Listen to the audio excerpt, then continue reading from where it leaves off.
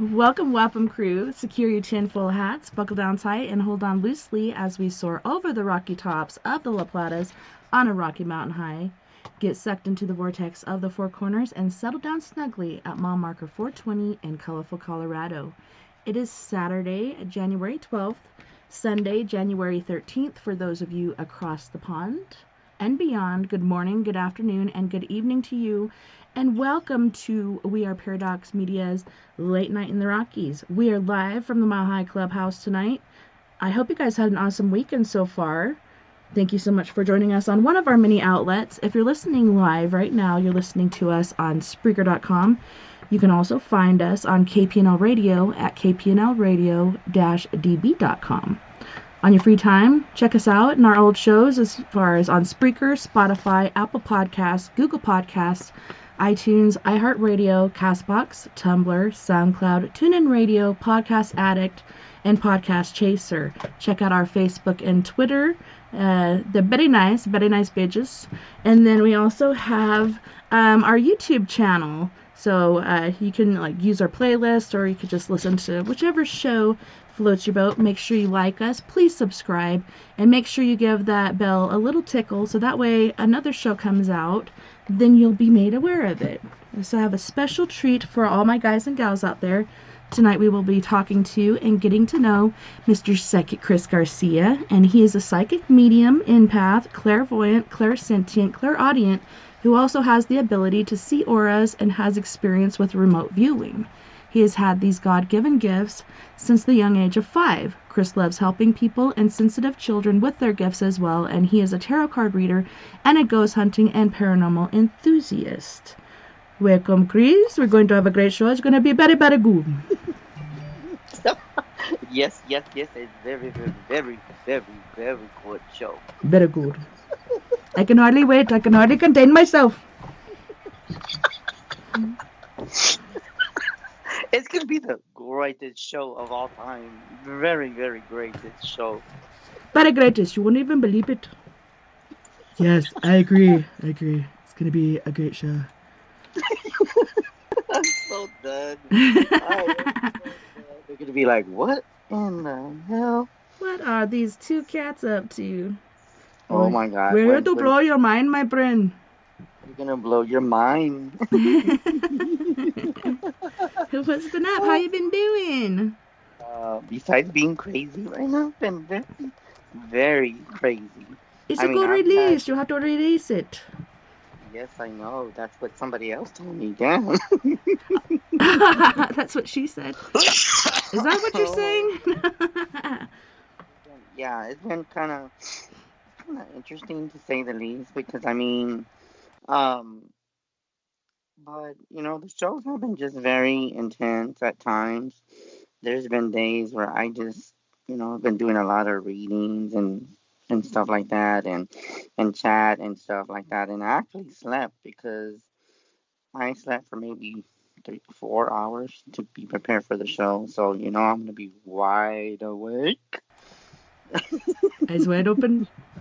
My eyes wide open. That's awesome. As Lionel Richie says, hello. Is it me you're looking for? I see it in your eyes. I can see it in your smile. That you're gonna love the show tonight. Suddenly you're in love with the show. Alright, Tess, but other than that, it's been pretty good. That's good.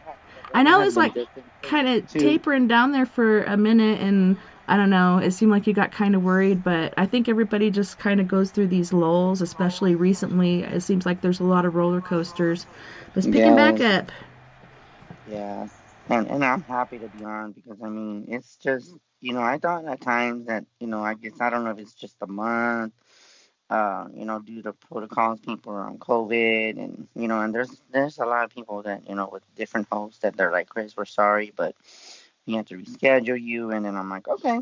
So I'm very satisfied that a lot of things are coming out the way they are, and I'm just, and there's been a lot of times where even on today's live, I was talking about the veil, And what I mean about the veil is I don't know if you've heard this, Tess, but we were talking about that when I was born, my grandma had said that, told my mom that I was born with a cloth over my head. So we started looking for scriptures in the Bible with some kind of cloth over the veil. A lot of times, people never talked about that. You don't really hear that anymore with with kids being born that they have this stuff over their face. But now it's kind of so yeah. So it's kind of very interesting to say the least. I don't know if you've ever heard about that, Tess. Have you ever heard of that before? I have heard of and actually seen like pictures of kids like born with an actual veil over their face. Yeah, Um, well, I was one of them. Yeah, I was one of them. Seriously? Like an And actual like flesh yeah, veil or it was a veil over like a cloth. wow. And back then in here in the United States, it was folk tale that usually when kids were born with a veil that they had supernatural powers. They were seers, happened to be witches. And then on top of that, I also heard too that they had psychic abilities, so that explains it. But even though I was not born with a veil, my gifts are inherited, so maybe the veil just increased the abilities. I guess I don't know how it works, but that's the science part about it. You just never really know. Being knowing that the gifts come in my family, so it was inherited. So I don't know if the veil would have really mattered, but I guess back in those times when I was born, the the veil was a very popular subject. But now that we're in the 2000s, I don't think that that's ever really, really, really talked about now. So yeah, Yeah, I know the veil as far as a physical attribute where a kid is actually physically born with a flesh sort of veil over their face is what they call it. But I know what you're talking about as far as like it's more of a spiritual or psychical sort of thing. You're yes, born, I don't know. I wonder if it kind of preserves some things for you and kind yeah, of protects your gifts or whatnot. Because, like you said, some people are born with it. As far as having a gift, some people realize it at a very young age. Some people don't even realize it till later on in life when they start to explore different parts of the psyche and the world. It's pretty interesting. yeah, it really is, and that's what we were talking about today, and we were talking about it in chat. But a lot of things have came to the front, and I feel that we're also what you call we're going down the rabbit hole. So a lot of this stuff is you even heard that there was a scripture in the Bible somewhere in the Genesis. So I don't know where, but I had my friend Jackie and tell me that there was a scripture in the Bible that there was some kind of, I guess, in code talking about gifted children with Savelle over their face. So yeah, Well, that's awesome. And I do believe in the fact that these gifts are passed down that happen in my family. A lot of us are gifted. I think all of us were, but I think my brothers like were kind of more in denial about it or it kind of scared yes, them. And me and my yes, sister were just like really all into it.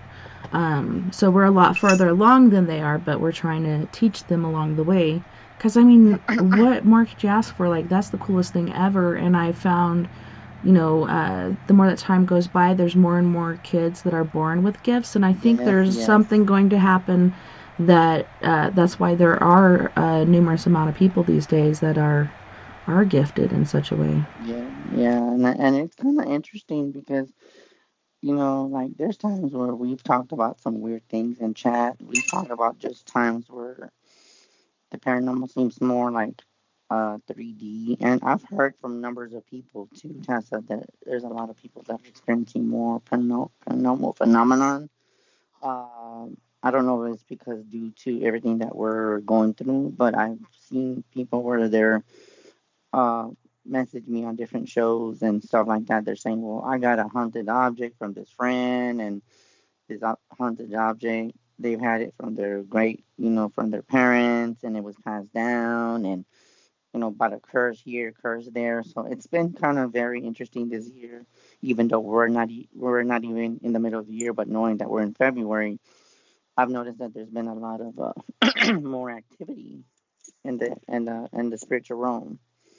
So Yeah, it's pretty amazing too. As far as like, I don't know, it feels like there's a lot of people passing and not a lot of new yes, life coming yes. in.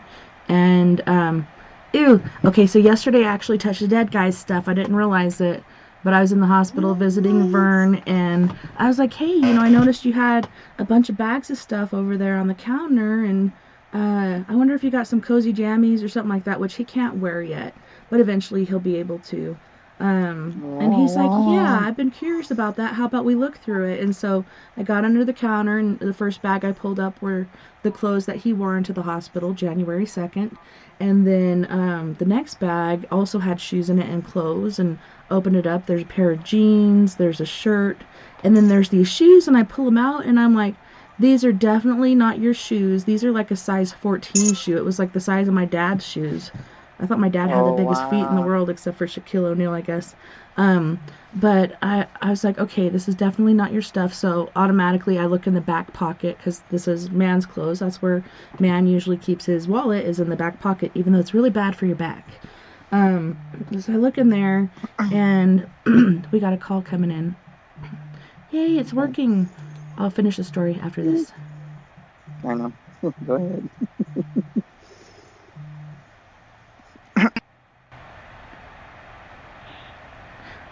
Hello, area code Hello. 925. Who are we talking to? Hi, is this Tessa? Yes, this is Tessa. Oh, hi, Tessa. This is me, Karen. Hi, Who? Karen. This is Karen. How are Oh, you, Karen? good. I'm doing all right. How are you? I'm doing pretty good. It's been a pretty good last couple days. It's been pretty crazy last month, but things are looking up. So, do you have a question for Chris? Yes, I do. I have a question about my husband, Leo, and I just want to know.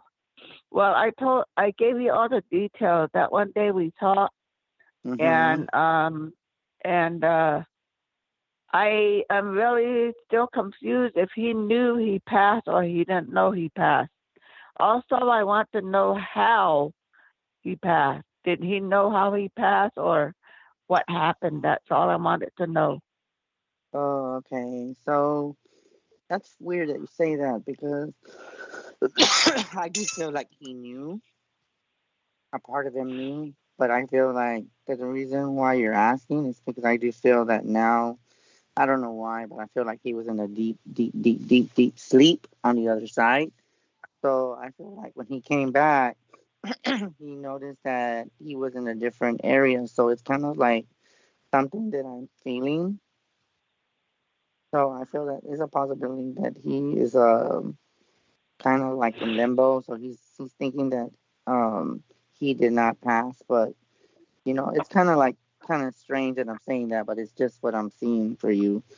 It's like, he's kind of like, did I pass, or how come, where's my wife, that kind of thing. So it's kind of like he's kind of wondered, um, so it's kind What I'm saying is, um, he was acting, well, he wasn't himself that day or of, that okay. morning. And um, it's a long story. But he kept his distance. Um, it's, it's really weird. Um, it's Okay. like he already knew he was probably gonna go or not, but in a way, the way I see it, the way I would say it is he knew he was leaving, but we didn't I didn't know about it. But the thing about my question is, did he know that he died? I want to know if he knew he died or does he know what happened? I felt like he did, like, because I've been told that since he said he was distant, I think his body was trying to tell him something. And in order to avoid the pain, he kept his distance. But I think, like, after, he pulled away and he just started being like, he couldn't breathe, I feel like he knew that he was lacking oxygen, so it was like he knew that they were coming for him. That's what I was told, because he saw the people on the other side. Yeah, hold on. I'm gonna give the phone to my daughter because I have a hard of hearing. I don't really know what he's saying. Hold on. Yeah, I kind of feel like he might have had a premonition or something. Maybe that's why he was being distant. Yes. Just put it on speakerphone because I'm kind of. Yeah, that's what I was thinking too. If she puts it on speaker, maybe she can hear it better. Hello? Maybe if she puts it on speaker, she could hear it better. Or if you guys have some headphones or earbuds or something, that could work too. I'm here. I'm sorry. Hi. Hi. No worries. I'm sorry. Thanks for helping out. No, but like I was saying is that I did feel that he was being distanced. I also feel that even though he was being apart, I feel like his inner soul was kind of like wondering what is going on with me. Like, why am I seeing this and why I'm seeing that? So I was told that when he was distanced, he was starting to see his loved ones on the other side. So in other words, before he was gone, he started seeing his deceased loved ones. So that was telling him like, oh, these people are already dead. So what does that mean? And I see them in my head like raising their hand, like come with us, like they're raising their hand out and saying, are you ready? And I feel like the more that he was fighting, the more that he started having this issue.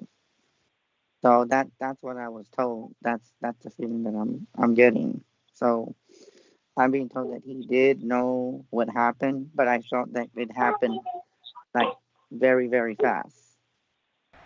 It was very fast. Okay.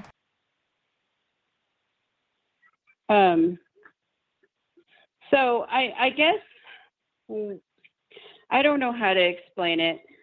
There's other forces behind the whole situation, and we are, I guess, a little. I don't know how to say it. He no son. There was some other things going on that which possibly had to maybe help the situation. Well, not help the situation, but make it progress. Yeah. There was so I'm the daughter. I don't know if my mom told you the whole story, but I know, but I haven't told Chris because I don't want him to know too much for the reading. Yeah, see, that's how I am. I don't like to be told anything. But the thing is, to me, the thing that I But go ahead and share with what you needed to say. I'm sorry. Go ahead. Oh, it's fine. We just experienced something, me, my husband, and my son, when we went to visit them in September. And we're Native American. So when we got to my mom's and Leo's that morning, because we got there like 4:30 in the morning, and we live in Phoenix. So it was a really long drive, but when we got there, when we got into the house, my son cried. He didn't want to be in the house. The house did not feel normal. There was some, basically everybody was intoxicated, and it just wasn't normal as far as the feeling in the house. And the next day, everybody was, okay, I guess.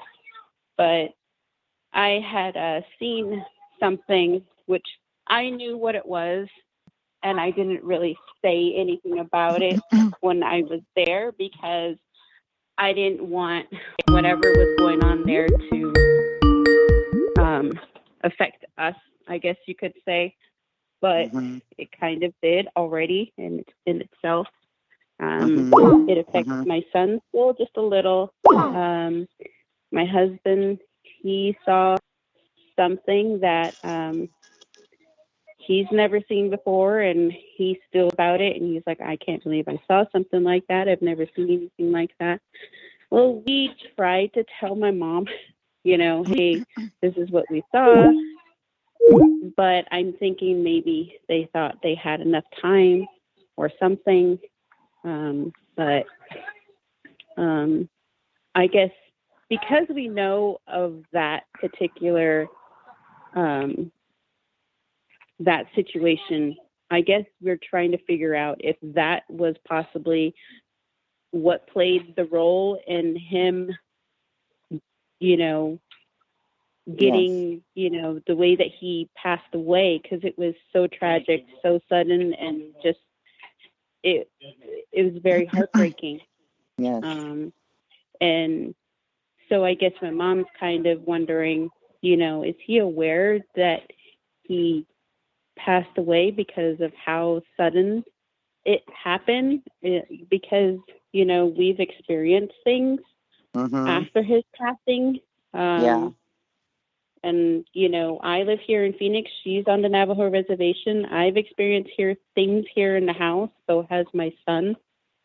And he's only 2. He's going to be 3. But he says things, and he, cries just hysterically out of, for no reason sometimes. But he's calmed down a lot.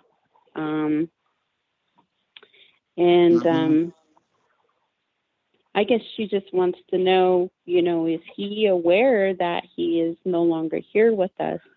And if he's not aware, is he here, still among us, because we still feel like he is alive, and we know that he's not. And then the thing is that what I was told is that even though I don't like to be told anything, what I got that I didn't say, but I'm going to tell you because this is something, I don't know if Tessa told you about me, but what I felt was witchcraft involved. Yeah. Like there was something that was being done that must have put a spell on him to increase for him to die faster. I almost want to say that, I don't know why, but I'm seeing like a person with a cloak over their head. I almost want to say the angel of death is what I keep seeing in my mind. Personally, I don't feel like it was his time, but I think if y'all wouldn't have seen what y'all, I guess you thought you saw, I would have actually felt like he would have lasted maybe another maybe 2-3 months, probably at the max. But it was just maybe it was afraid they were going to try to get rid of it before it could do what it was there for. Yeah, and that's what I'm being told is that he could have lasted a little bit more, but I was told that it went like zoom, like real fast. He was very distant. And I do feel that he did see the light when it happened. I still feel that he's still with y'all in spirit, and that's why you feel like that he's deceased, but you're wondering why does he feel very much alive? It's just because he hasn't really totally let go or accepted it, or just accepted it or just let go. So he's still there. So that's gonna be some time till he gets adjusted to it, because even though it wasn't meant to happen, but I do see he's gonna share and tell you some different type of signs, tell you who did it, why they did it, and what was their purpose. Because for some reason or another, hold on, I'm just gonna stay quiet for a second. I'm gonna tune into something. Hold on. Okay. Or female. Okay, for some reason, I was asking, energy come from. Okay, now I'm hearing. First, I heard male. Now I'm hearing both. So there was a female and female involved in this. I do feel like I can't really tell you what they did, but they did do a sacrifice. And they did have a picture on their altar. It was a number of things. I see voodoo in this. For some reason, I'm seeing a lot of voodoo. I do see a little bit of Santeria voodoo, and it's a whole big list that I'm seeing. So I was told to let you know, don't worry about it. Karma is a bitch. I'm going to tell you that. And know that you're your dad is with you, but even though it happened so sudden, he has never left your side, even though I know y'all are still kind of like in mourning, is what I'm being told, because it seems like very uncertain. I mean, you can do a biopsy if you want, because I've been told that, I don't know if you've thought about it, but that's what I was hearing. So I feel like there was an influence in some aspect, and that's why he went faster than when he was supposed to go. Okay, so from what I heard, like, he was working away from home, and I don't know, I just keep picking up on maybe something happened at work that pissed somebody off, and that's why this stuff was set in motion. But it was funny when you said Zoom and he died really quickly. Well, he died in a car accident.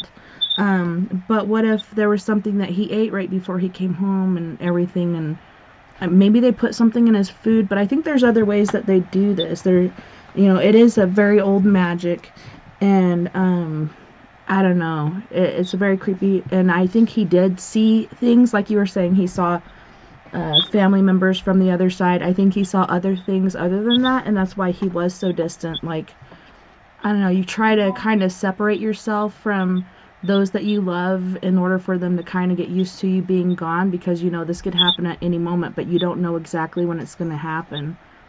And that kind of makes sense what you said about them seeing this, and perhaps that helped it move along. But yeah, he's been sticking around, but other family members have been seeing it, especially the little one, because he is so close to the veil, like you were talking about earlier, Chris. And so they're more apt to see things, and then younger family members are seeing it. But Karen hasn't been able to see anything, but she feels him. And I was like, yeah, he's definitely there with you. You don't see him, but you're feeling him. And that's one of the major ways that they try to make themselves known. It's just hard if you're not aware of it to be aware of the fact that they are around. Yes, and it's funny that you validated me, because without me telling y'all anything besides the car accident, I do feel that somebody really wanted him to go. And it's weird because, I'm already getting chills. Hold on. I got the chills at the same time. That was so weird. Okay, I can tell you right now, whatever it is, or whoever caused it, it's going to be coming around. Okay, I'm getting these weird, creepy chills. It's kind of like, how can I put it? It's kind of like, I'm trying to think, validation, or the creepy jeepy kind of chills where you know that it's not normal. It's kind of like something within supernatural. And I wouldn't be surprised. Okay, this is weird. Hold on. Okay, I do not want to see that. Okay. I just got a voodoo doll with his picture on it. Okay, I wonder if his picture, or is it I think his picture or my mom's picture? No, or both of them. Okay. Personally, I feel like with her, I feel like there's a confusion spell on your mom, because I feel like with her, when I heard her talking, she feels very confused. It's kind of feel like it hasn't totally hit her yet, and I feel like there is she's trying to wrap her mind around it because it happened so fast. Yeah, and I feel like there was some kind of confusion, because even though she doesn't see him, she feels it's just, that's what I'm seeing. And you know what's crazy, Tessa? I have this different chat that I have with my friends, and everybody that is listening to the show, they're telling me that they got chills. They said that that's crazy. That my friend Deb got chills too. She said that when she's, because I'm looking at what they're typing in chat, they're telling me that right when I said voodoo doll, she got chills up from the arms, and that she's just freaking out. So there's a lot of people listening to this, and it's just insane. It's insane. So there is people listening to the show. So this is something that it's kind of like, even if you try to do a biopsy, you might find some kind of liquid. I don't know why I'm hearing that. There might be some kind of liquid in his body, but if he's already buried, then you can't do nothing about it. So in other words, the secret went down with him, basically, is what I was told. I don't know why, but I see a liquid that was mixed up in his drink. I wonder I'm wondering if anybody at work knows of a happening where, this, I feel like this person at work was an issue. There's a reason why he called them out or reported it to the boss or whoever.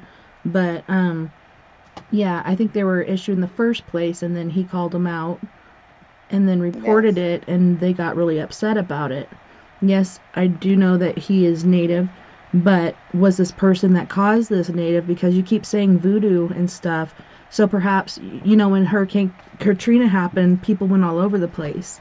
And we had a lot of deposits here in our area and perhaps where he was working. So that's kind of interesting, too. I know there's the old magic of, Navajo and the Native heritage, but it's kind of like voodoo in a sense, but at the same time not. You know what I mean? So maybe we're picking up on an outsider. Yeah, that's what I'm picking up.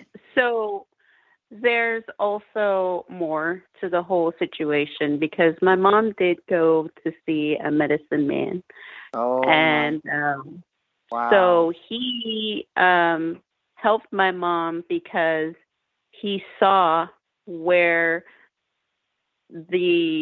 I guess, I don't know what it is, but whoever did the spell or did the whatever put it in a family plot, a cemetery, and they removed it, and the medicine man burned it. So there's that, but I don't know. I mean,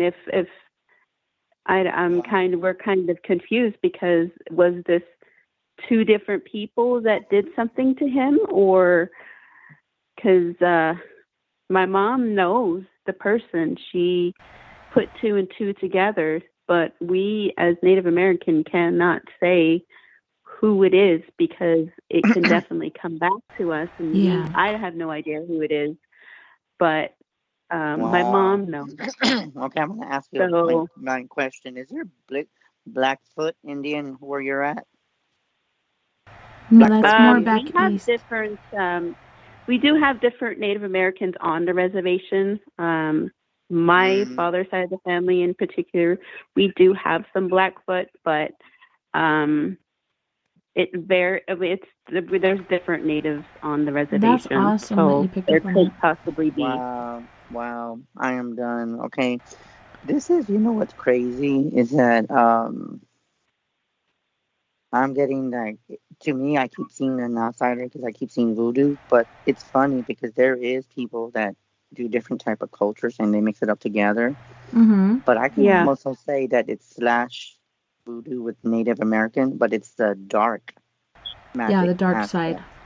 The dark side of it. So it could be someone that knows a little bit of Native and a little bit of the old school shit. So it gets deep. And the thing is that somebody told me in chat that if you would do a biopsy, might find some hair or detection of DNA of who did this. When you say that, what about the vehicle? Like, is the vehicle still there? Has it been crushed already? Because I know it was probably just a mangled mess.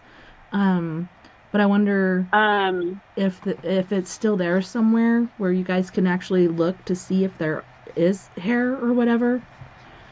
That's weird. I don't know. That would be something my mom would have to go and see, but I don't know if they've already demolished it or whatever because it happened in November, and so I don't know if it's still there or if it's gone, but it was the cab part of. Oh my God, Tess! I'm getting chest in my pain test. I'm getting pain in my chest. Man, I feel like almost like a heart attack, but it happened. Boom! Like I think it was the steering wheel hitting his chest. But continue what you were saying, please. Sorry, I didn't mean to interrupt you, but sorry, I just got. Oh no, it's fine. His So basically, when we went to the crash site, it looked like he he drove into the other lane, and then he went back to the other lane, and it looks like he possibly stepped on the brake, and there was this big old bush that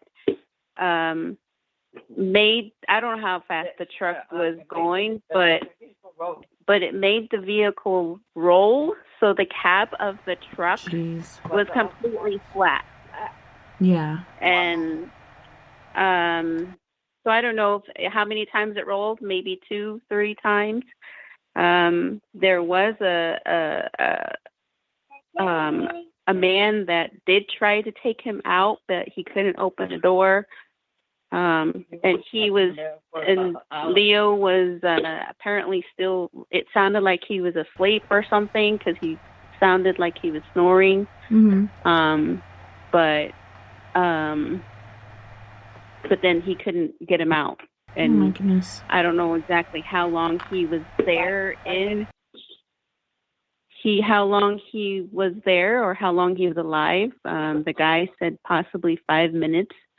And then, on the Navajo reservation, it's very, it takes the emergency a long team time to get it, a long time, 30, 45 minutes to an hour. Like it's, so there, I think even if they were there instantly, he probably wouldn't have made it, because the cab of the vehicle was completely gone. Like it was flat. Yeah, that's what happened in my car accident too. Yeah, she said that the only part of him that looked that had any blood or anything was the back of his head. Otherwise, his whole body was fine. That is insane. Wow. That's insane. And it's weird because I am just, oh my God, I got chills all over. I know, me too. For the last 2 minutes, I'm like, holy crap. Yeah, that's insane. Yeah.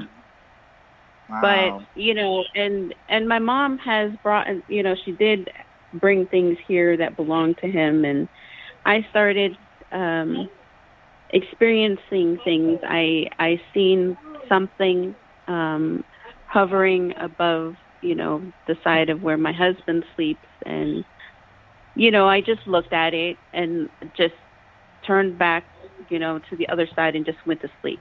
Didn't think anything of it, but I have woken up and I have heard things. One was pretty it was like demonic sounding. Oh my God. It said, what did it say? It said, let me go, let me go, or something like that. And I tried waking up my husband. For the life of me, I could not. I shook him. I couldn't get him up. And I have night lights in my room, so I didn't see anything. I just heard it. Mm-hmm. But I have heard a whisper where it just woke me up, where I hear, help me, help me. I heard that twice. I've heard something else, and I forget what it is, but I'm the only one that hears these things. Mm-hmm. And I'm the only one for a minute where I wake up and I look around, and I wake up it's weird because I'll wake up and I'll experience things. And, but I haven't experienced anything in a while, but. Well, didn't your mom give you, put that guitar down there for you guys, and it ended up like under the guitar, under the bed or whatnot? Well, my mom put it in my sister's room in her closet because she didn't want it to fall or anything. My sister moved it under her bed, and she had a bad nightmare where she thought there was something demonic trying to come out of her closet. Oh, And shit. that was the same night that I had woke up and saw this misty thing hovering above my husband's side of the bed. Wow. I'm getting The chills exact again. same night. So my mom took the guitar back. Mhm. She did take it back. She took it back, and my aunt was living with her for a little bit, and my aunt was Pope, I guess. And my mom said that nothing was going on in the house until she brought the guitar back, and so I don't know if there was anything attached to that guitar, or because it was Leo's, it was one of his, Yeah, I think he was very attached his to it. And when you said Yeah. that yeah, he's demonic voice very, where he was saying, "Let me go," I don't know. I keep seeing, like, yes, the cab was crushed, but I think that made it to where, like, I don't know, on impact, you do hit different things, and one of them being the steering wheel. That could have just been, like, the way his voice sounded because of that. But there is something dark attached. Like, that thing in her closet, I don't think was him. I think all the rest of it was him talking to you, because there's no reason a demon would say that sort of thing. Yeah. Yeah. But I think yeah, there was something yeah, that was attached to him that was, I don't know, trying to follow That. him because he's attached to that guitar. That thing was following as well. yeah. Wow. That's what I felt, and I told my mom, I was like, um, she brought some Native American herbs and stuff, and I, put it in, all around the house, and she took it back, and since she took it back, I haven't really experienced anything in the house. We don't really have anything that belongs to him in the house anymore. It's Wow. all in the garage. So my son, the medicine man, which I probably should say, did see what we saw and experienced when he did the whole crystal reading with my mom, and that's how he found out that there was witchcraft and all that, and where it was. And but he saw my son, and he said the little boy saw what it was that was around Leo. Yeah, that's And why he was scared to come my in. He didn't want to be around that thing. yeah, Yeah. so he every now and then he'll have, he'll be like, I see ghosts. He literally says, I see ghosts. And we take it serious because we know Good. he does. Yeah. That's And so the important that medicine you man acknowledge has, it. Yeah. and we'll tell him, where is it? What do you see? We've been to my mom's, and he was saying, goodbye, ghost. Like, he was calm. So if it was Leo, he knows Leo. So maybe, he was saying goodbye because he was like, goodbye. And, How old is your he son? wasn't, he's 2. He's going to be 3 next Oh month. Aww, my poor God. Wow. baby. So he's very, he's pretty sensitive, I guess, to that because Mhm. of his age. But um, I feel like I am, and I do believe in stuff like this because I know it exists, and I just didn't think it was going to be our family that was going to, be affected by Yeah. something like this. You never expect it sometimes. It's just so scary. No. Yeah. Well, I'm just gonna say behalf on Tessa, behalf on me, and behalf of the chat that I created to my friend Shelly, which is Shelly's listening to the show. I just want to say that our prayers are with you. That's one thing that I need to put out there. We're gonna give you much prayers tonight. I'm being told that it's not done yet. There's a lot more discovering that you will see as time progresses.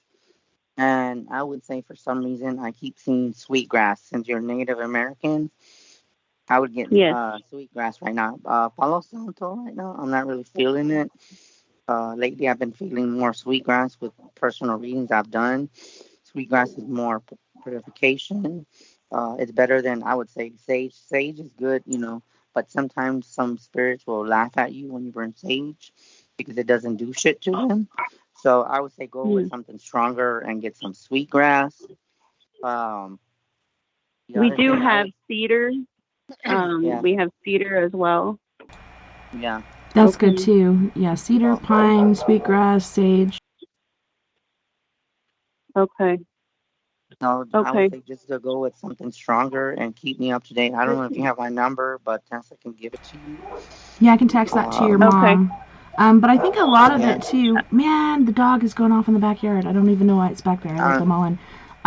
But that's I think a big part of why he's hanging out is one, it wasn't his time. He wasn't ready, and two, your mom's having a hard time letting go of him. So I think there's some things to do as far as healing and such, and we're trying to make it out there. Like my team, Four Corners Paranormal, we're trying to make it out there to do our own investigation and see what we can find. But I think we covered a lot of ground tonight as far as figuring out where this originated from, because I know Karen, your mom, was saying that he just wasn't himself and he was acting different. He was very distant, and there were so many weird things that happened before this whole tragedy happened. Yeah. And then she had that blessing from the medicine man, and then she's not allowed to revisit the site. So we're going to try to get back up there and visit the site and see if we can do some sort of cleansing there as well. I don't know if the medicine man did that, but that'd be a good step also, is for him to clear the site to help him, because people have actually heard him out there.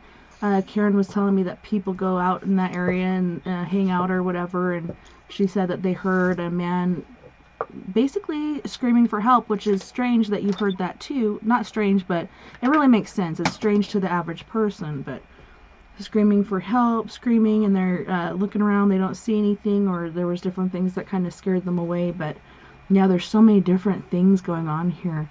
But I'm glad that medicine man burnt that thing that was put on his grave, because that's another way to kind of keep him stuck.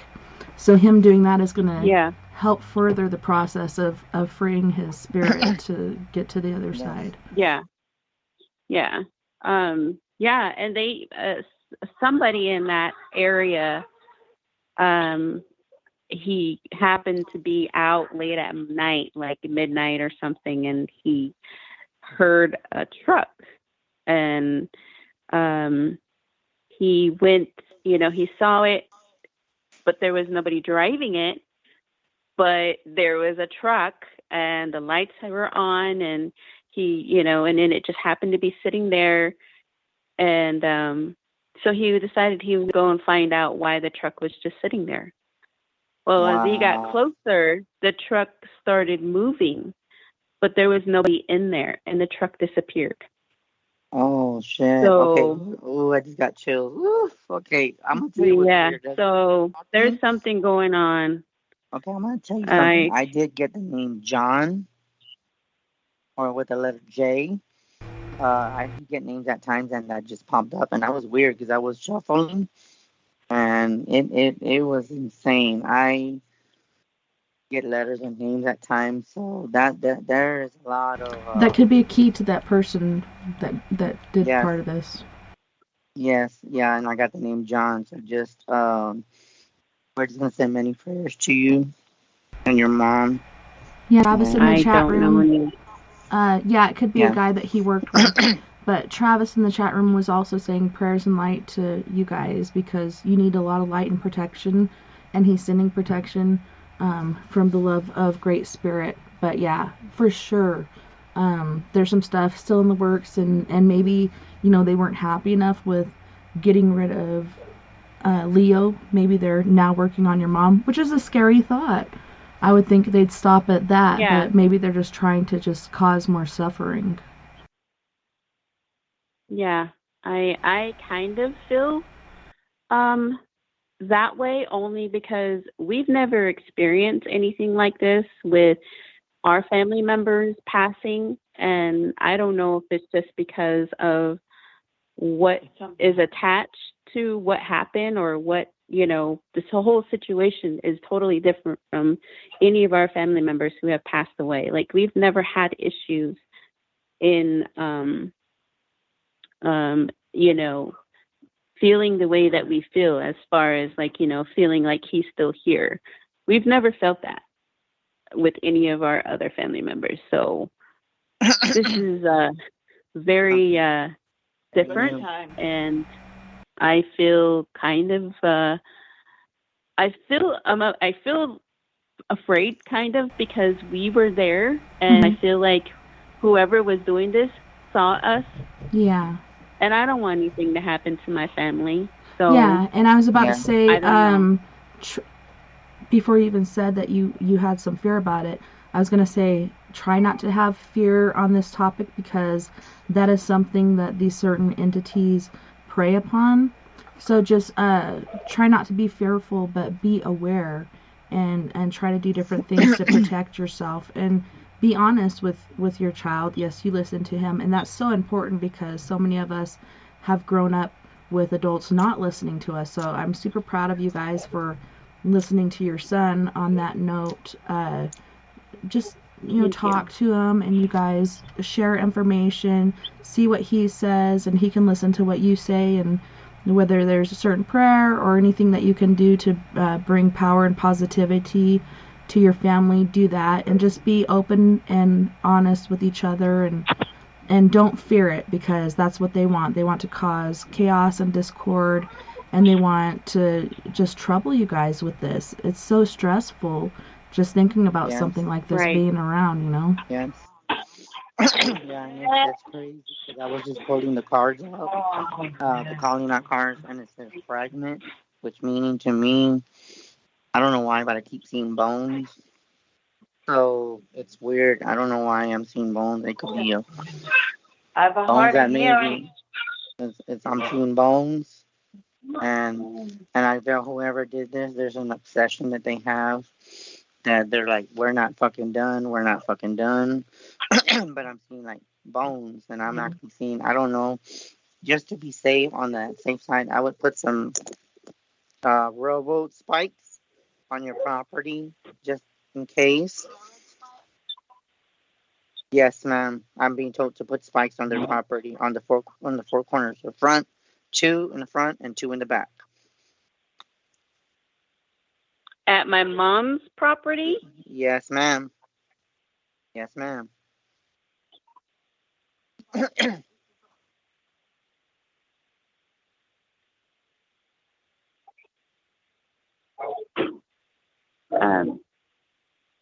So I would say get iron, and that's very protective. So if somebody tries to throw some kind of a hoodoo powder or any kind of just dark shit, what they call foot magic, that you don't step over it and somebody else doesn't die or somebody else doesn't get sick. So I'm serious. I would take this very, very seriously because magic and the dark shit is something that you don't want to mess around with.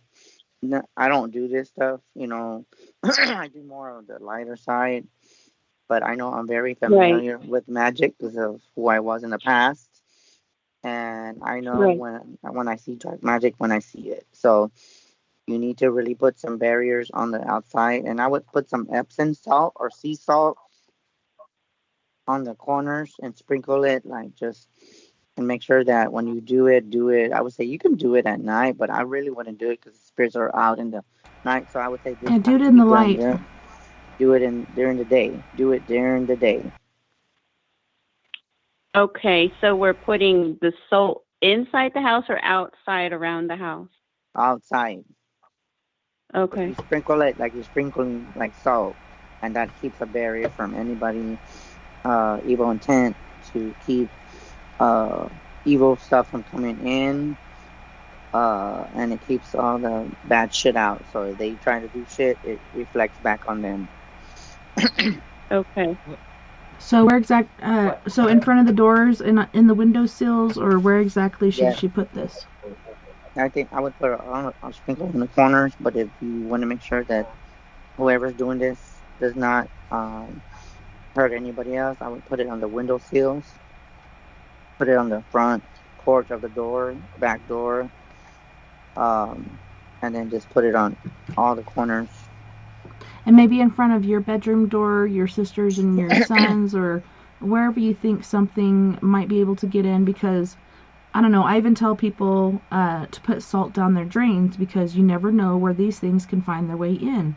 So make a saltwater solution, pour it down your drains, whether it's your bathtub or your sinks, or even put some salt in your toilet perhaps. Let it sit for a while, and then flush that too. And it sounds like a lot of work, but in the long run, it's really worth it because it really does help. Okay. Yes, it does. Yes, it does. So we just send prayers, any prayers from my family to yours, and my friends that I call them family to, like Deb, Shelly, who else? Oh, Liz, Courtney. I know you're listening to the show. I love you guys, and yeah, right now I'm getting very emotional because it hurts me to see you going through this barely, even though I barely know you. But as they don't deserve it. No, they don't, and I'm feeling their pain. I'm feeling her pain. And that's what I'm saying. Like, Leo wasn't a bad guy. These guys aren't bad people. It was a person that was a problem in the beginning that is causing this and just trying to wreak havoc on their family, and it can cause so much stuff. But Kimmy's saying prayers, love, and light as well. But yeah, I'll definitely send your mom the phone number for Chris. Chris, you're willing to follow up with them and talk more with them about this? Well, I want my number right now in case if you're busy. So I don't know what your name is, but just text me right now because my other phone, I'm not using it. So if you got a paper and pen, you can text me. The number is 210. Okay. Hold on. Do you have a pen? Hold on 1 second. Yeah, give her a second. Yeah, and then what we can do, maybe we can, you can add me on Facebook, and maybe I can do something for prayers because I do a lot of prayers. And that's another thing. I've been doing a lot of prayers and hands-on healing in chat. We've been doing a lot of prayers for people. That's crazy. The world's gone very crazy recently. There's a lot of people in need. So I don't know. Do you have a paper and pen now? Yep, I got it. Okay, it's 210 area code 974 3470. 3470? Yes, ma'am. So it's 210 area code 974 3470, and keep me up to date.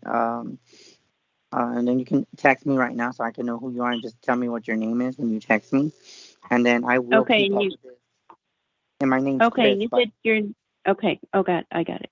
I will send you a text right now so I know who it is because I get random numbers. I've been getting a lot of weird calls all day, so it's been just insane, and I can tell you it's been really busy for me. It's been Well, on that note, you guys, I don't want to cut you off, but we do have to go to our first music break.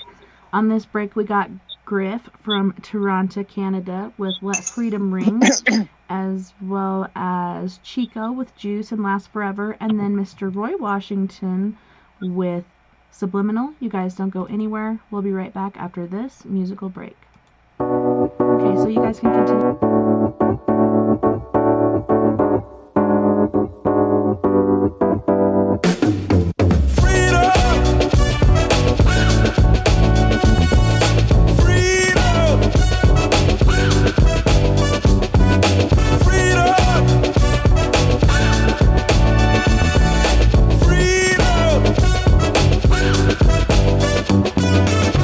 Okay, yo, here's the scoop. You can still be a slave, you're whipped and loop.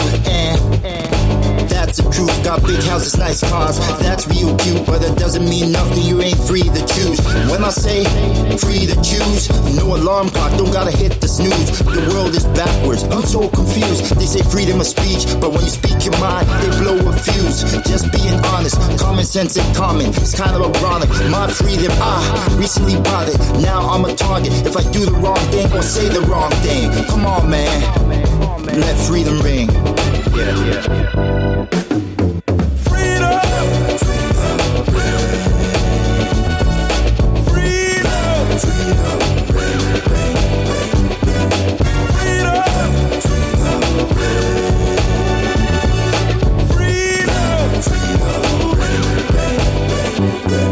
United States states become divided states. The world is filled with all kinds of shades, and still resegregate. Parents separate from the children, that's not okay.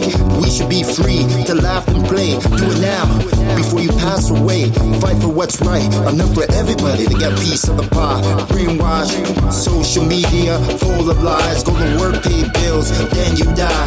Need a breakaway, guns, get rid of the AKs. Our ancestors paved way since the slave days, but we still hurting. Carry that burden, stop playing victim, beat the system.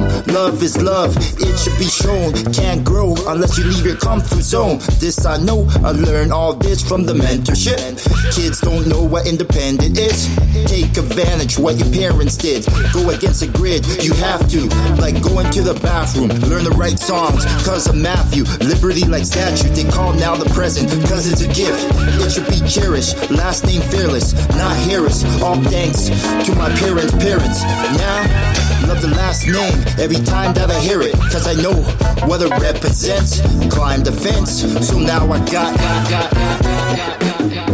freedom. Such a beautiful thing. Freedom. Such a wonderful thing. Freedom. Such a beautiful thing. Freedom. Such a wonderful thing.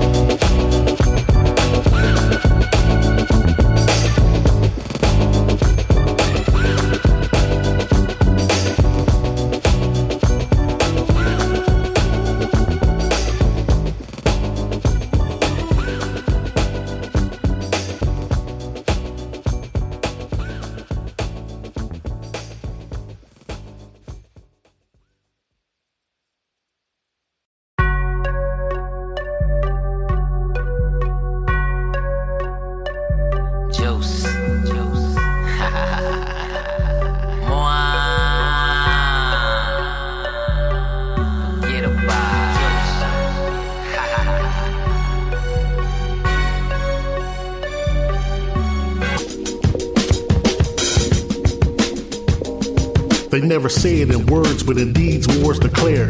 Justice is gone and the sight's nothing still melanin. But these suckers are weak, kings and queens will ride again. Come on. Slackers with badges, the white sheets and the maggots. Watch them fall as I tag them because I'm better than average. A sharpshooter with words with my eye to the scope. And they escape when I don the black cape? Is hell no. I'm a ninja for right, who can vanish from sight. Pick you off in the night, but still the Lord is my light. Perceiving all you see, the truth behind the scenes. Instead of jumping bandwagons, the light says believe in me. Cause you're a puppet, no doubt. 45th turned you out. Though I saw your lips moving, no sound came out. So I was sent from the heavenlies, born so you could find me. Swam the seeming stream, took flight during the 90s. Landed in grace, wrote a verse of hip-hop. Got with Jay and found the taste was smooth as butterscotch. We had hood love and money. Problems, they be on me, but we stayed in the flow. It had juice like Manolo. They can try to oppress, you can try to impress. Cause after success, none less.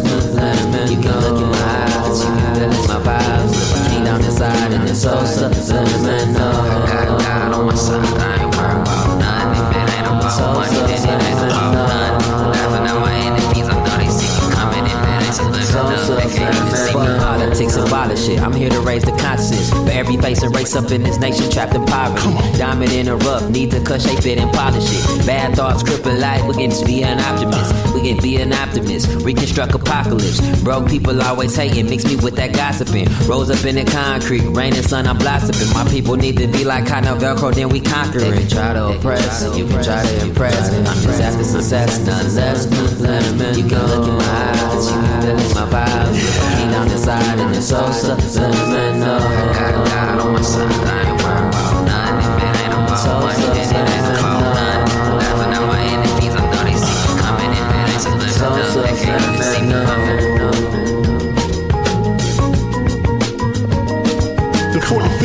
joke, and he's weak in disgust. He plans to divide, but there's no stopping us. If we have to fight, go toe to toe for our lives, we prevail and got sight, cause only light I recite. I blow my lyrics like a shotgun, camouflaged inside the tracks. Now watch the suckers run. I'm moving fast enough, heads up, now here I come. I designed 50 ways to make this murder fun. I spit the lyrical rain that coat the concrete, that give life and take form. Arise and walk the street. Am I the greatest to spit? Feel the spray and we'll see. Let it dry, all the lies and the truth will point to me. Even when surrounded by a million MCs, I'm the one under the sun who's the greatest of these. I got the Holy Ghost juking and tapping while I'm rapping. Sticking and moving like Roy Jones, I'll make it happen. Even animals move when the novelist is rocking. My doggy started barking, his ears just a flopping. Subliminally, I penetrate camps like an enemy.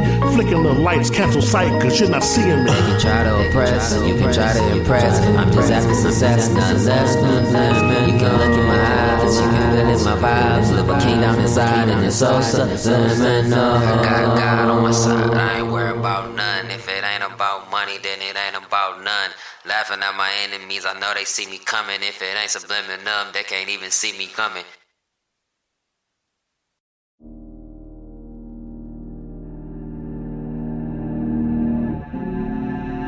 Last forever.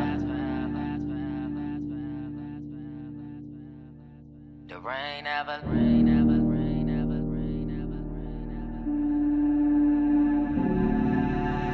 Forever. The rain never lasts forever. The rain never lasts forever. The rain never lasts forever. The rain never lasts forever.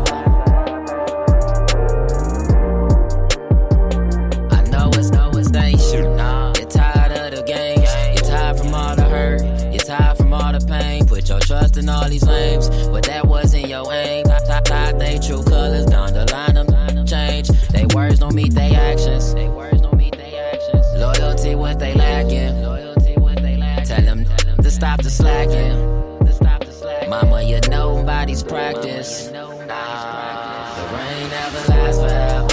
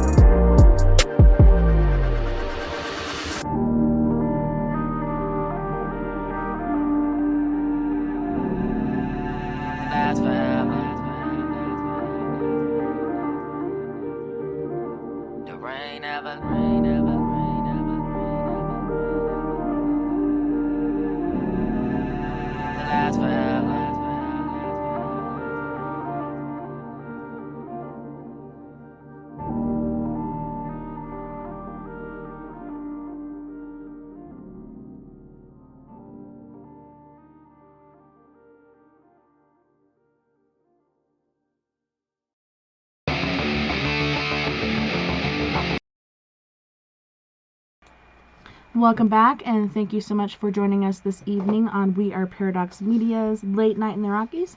This evening, we are joined by Psychic Chris Garcia. Welcome back, Chris. Thank you so much for hanging out. Sorry about that little interruption. Holy shnikes.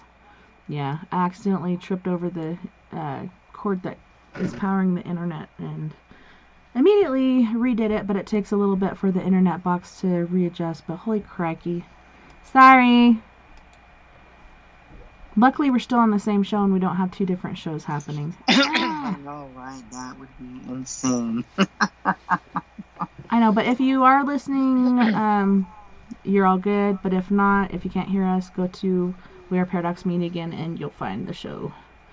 We are back on the air. We're back. We are back.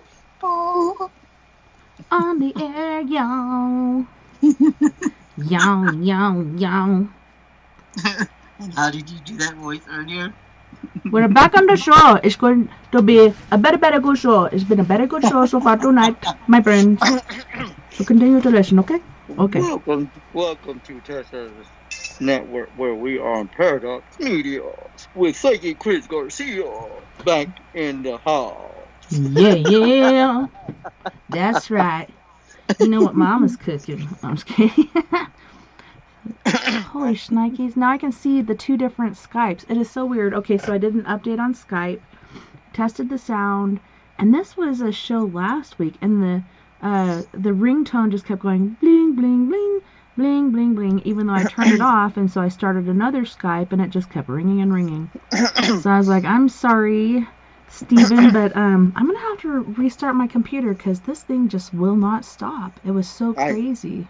I just want to give a shout out to Tessa on the show, and I just want to give a shout out to Shelley, Deb, Courtney, and Kimmy. Welcome back, everyone. Welcome back, my friends. It's a better good show tonight. They're probably thinking, what is wrong with him? I can already hear it. What is wrong with that guy? Chris has really lost it now. They're saying, you know what? I want what he has. That's exactly what I'm hearing from Deb. I want what he has. Yeah, what do you want? How come you're not sharing? I know, right? I could just hear it. What? See? Shelly's giving me an emoji with a laughing face. I know y'all can hear me. Yeah. I know you can hear me. Why y'all trying to act like you can't hear somebody? You know what? All I gotta say is E.T. phone home. Ow. Ouch. Did you do it, Tessa? Ouch. No, with that other voice, with the imitation of Mr. the one that left office. Hello? If you know what I'm talking about. Yeah. We built the wall. We are gonna build the wall. Oh, shit. We're gonna make a wall so Sir Robin can crawl over and ask this question for his psychic reading. Sir Robin, welcome to the show. It's the greatest show known to man. All ears, really, Shelley. I can hear that with those biggest ears. How's it going? Hey, how are you, Sir Robin? Doing well. God, y'all are something else. Can you hear Robin, or is it just me? I can't hear him. You can't? Okay, hold on. See, this is so freaking weird. Give me a second. For some reason, like I said, there's two different Skypes open. How does that even freaking happen? I don't get it. Paranormal. Holy crap. I'm just going to have to close these down. Hopefully I don't lose freaking... Damn it, please. Hi, everyone. Alright, hold on. Give me a moment. I need a moment. You sound not Jamaican when you do that, though. Oh, man, we were watching Little Mermaid last night. That was a good one. Good one. Very good. Very, very, very good. Very good. Very good. Very good. Okay, How here we go. How you doing, Mon? You're doing a good, Mon. Are you doing okay, Mon? You're doing okay, Mon? Yeah. Oh, can you hear him now? Nope. What the heck? Dude, okay. That's Can it. you hear me? Can you hear me, Sir Robin? Can you hear me? Testing, testing. 1, 2, 1, 2. This is so crazy. This is beyond the paranormal. Yeah, this is insanity, man. Full-fledged. Let me see. see how I can add him into this screen. I might have to call you back. Holy crap. This is so stupid. Damn you, Skype. What am I paying for? I don't need a freaking headache on my hands. This is obtuse. Hold on. Okay, Mon. I'm still pressing buttons, okay? You do something else. Pressing the button, still no change. What the crack? Oh my God, I am found so it. Don't be so just done. Honolulu chow. Just kidding. Okay. Robin, if you're still on there, hang up. I got your number right here. About to add to call. Close the other Skype out so this better freaking work. Are you still there? Yeah. Yes. Okay, hang up. Like I said, hang up right now. Hang up right now, my friend. I'll call you right back. Okay. All right. Oh my God, I'm so done. I am so done. Don't be done. We've only just begun. We are family. Oh, sorry. Hello? Hello. Welcome to Robin. Thanks for calling in tonight. Sorry about the crazy internet crack. This is insanity. But I'm welcome. telling you. Welcome. Did you have a question for Chris? Yeah. So on Monday I'll be seeing my primary doctor. Mm-hmm. I was wondering how you see that appointment going. Honestly? Okay, let's see what we got. So you got an appointment for what again? To see my primary doctor. I was wondering how you see that appointment going. Okay, so Robin, what does he need to know about this appointment? How is it going to go? Well, personally, I feel like it's going to be, I think it's going to be okay. They're just going to probably tell you to preserve and to just eat what you're supposed to eat and probably cut down on certain things. Is what I'm seeing. But I see it going, it should be okay. That's what I'm seeing. So, but I don't see anything that you need to be concerned about. You might just have to cut down on certain things. They might see that it might be, I don't know why, but I'm seeing like either something a little too high, so they might just, yeah. I don't know if that makes sense, but yeah. Okay. That makes sense, Sir Robin? Yeah.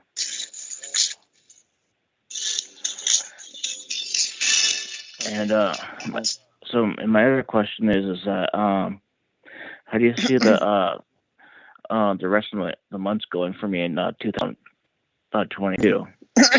I think it should go very well. It's going to be kind of interesting to say the least. There's a lot of weird shit going on. So that's what I'm being told. But I shouldn't, you shouldn't be concerned about it. I mean, there might be some things that you might kind of, that you might feel like there might be some kind of interesting things. And I do feel that there's a lot of a spiritual awakening because there's a lot of people that are, that you're going to be going through. So it's going to be kind of interesting to say. That's what I got. So I don't see anything that. Go ahead. Sorry, Robin. Go ahead. But that's all I need to know. Yeah, so that's what I see. And then I see for some reason, I'm looking at the tarot and it says that there's a lot of fulfillment with the 10 of Cups. There's going to be some good things coming up. Okay. I see the World card. So there's possible travel or just exploring and learning new things. Have a lot of growth. Knowledge is power. Very artistic. So I'm being told that the Knight of Pentacles came out saying that you're going to just be very creative in what you do. Your visions are going to be very increased, is what I'm seeing. Your visions are going to be like tenfold, so you will see a lot of growth. And I'm being told for you to see that. So I feel that you're going to be experiencing a lot of phenomenon And I do see opportunities of, making ideas of different questions you've asked in the past. Like, what do you see me with, making a business and stuff? I actually see you growing.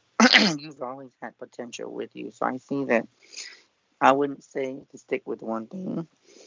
So that's what I'm seeing. Okay. I'm seeing very positive. All right. Thanks. You're welcome, Sir Robin. And I want to give a shout out to Anne Marie. Thanks, Sir Thank you for Robin. listening. All right. Thank you, ma'am. Have a good night. Good night. Nighty night, love and light. Hi, don't let the big book bite. I know, the crews. We're back. We are back. We are back in effect. Would you like to go for your free psychic reading? You want a psychic reading, people? That's all you gotta do is call 970-335-9596. Again, 970-335-9596 on Paradox Media. Very true. So very true. Tonight only for this month. Next month, different day. Different day, exactly. And speaking of that, I just want to say for everyone, I just need to know something. I just want to say for all of you, in case I don't see you, I just want to say enjoy tomorrow. Tomorrow's going to be Super Bowl. Along with that, I just want to say happy Valentine's to all you loved ones out there on this side and on the other side. So I just want to say much love and kisses and hugs to all of you. And I just want to say happy Valentine's in case I don't talk to you. And including you, Tessa, I want to say happy Valentine's to your kids. So I just want to send much love to everyone. Light and love and light to everyone. That's crazy. Isn't that like the latest Super Bowl we've ever had? Isn't it generally like in the beginning of the month? Holy crap, this is weird. I think we're off by a month, aren't we? Yes, man. Weird. So we started late, I guess, with football, so that's why it's different. Yes, happy Valentine's Day to all my Valentines out there. Yeah, and I just want to say I hope you all get your Valentine's candy, roses, and please, for the men, don't argue with the women. Don't argue with the women because a lot of women usually, and I'm telling you, I don't know what is with people nowadays, but Valentine's is always a time when people are supposed to be in love. But I've noticed that a lot of people usually have problems on Valentine's or before Valentine's. So a lot of people don't like Valentine's because they think it's like a curse or something. So just please be polite to the ladies and be very gentleman and open the doors and just don't ask for just one particular thing and just buy some roses and just bend on your knees and say, I'm sorry, my love. Can you forgive me? And then you know what I keep hearing in my head from Bryan Adams? Please forgive me. I can't stop loving you. Please forgive me. You know? So I know not what I do. But it's true, guys. If you're out there and you're listening, just say, I'm sorry, honey, I was wrong and you were right. And she might be like me and say, I'm sorry, I didn't record that. Can you say that again so I could listen to it on replay? But I'm kind of worried about this Valentine's Day. Not for me per se, but for a lot of the ladies out there. It's Super Bowl Sunday. You know how everybody gets their party on. How hungover is everybody gonna be on Valentine's Day? I know, right? They're gonna be all drunk and shit. They're gonna be all like walking and shit. Oh, by the way, I got a question in my chat for you, Tess. My friend Deb wants to know how your hubby's doing. Oh my goodness. Well, he's been bragging the last couple days because he can talk now. They put this cap on his the thing that they put in his throat. I cannot think of the word. His trach. So they put a cap on his trach. First they started with a purple one, and I think that was sort of like a test one, so he can actually talk and I can understand him because I'm so bad at reading lips. But then he had anxiety night before last because the nurse he had was a real a-hole, and he took his cap off, and so he had a ton of anxiety because he could not communicate. Oh my goodness. So very next day I came in, and I was up until like 6:15 in the morning, slept for 45 minutes, got up at 7, got the kids ready, off to school, slept for a few more hours, and then went to the hospital and hung out with them all day till like 5:30. But yeah, he's like, I did not sleep at all last night because he had such bad anxiety. So I wonder if that's why I couldn't sleep either. Although my sleep schedule's been pretty jacked up since he's been gone. But he's doing so good. Ever since they put him on the trach and took him off of sedation, he's just been improving by leaps and bounds. And okay, so I can finish the story now about touching that dead guy's stuff. And this will lead into the story as well. So I found this stuff. I took out the wallet and it said his name. I almost said it, but I won't say it on air because I don't have family's permission. But I was like, wow. And right after I closed the bag, the nurse came in and I was like, hey, this does not belong to us. This belongs to somebody else. Funny story. I accidentally walked into the wrong room one day. Like, I went to the door. There's this lady and she looks like she's on a stool or she's standing up and she's sitting there rubbing lotion on my husband's hands. And I was like, oh, maybe that's one of those therapeutic ladies that goes around and tries to make people feel better. And I walk in and I was like, oh, that's so sweet. And she's kind of smiled at me and kept doing it. And I walked forward and I see like this long white hair. And I'm like, wow, what the hell happened to Vern's hair? And then I was like, oh my God, I am in the wrong room. And I was like, I'm so sorry. Like, I walked into the wrong room and I'm wondering who you are. And you're probably wondering who the hell I am. And I apologize. Like, I did not mean to intrude. And she's like, it's okay. He was 2 doors down. It was just the room facing the same direction. ICU rooms kind of look the same. I felt so embarrassed. But he looked like that guy. But I don't think it was because she would have recognized the name.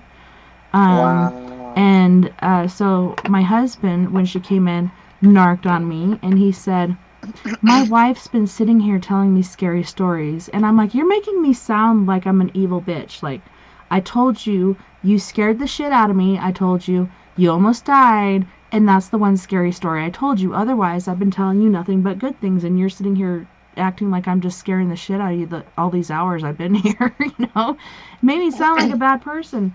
And he did. He was like on death's doorstep. I told you guys about that. Like his breathing waves went down.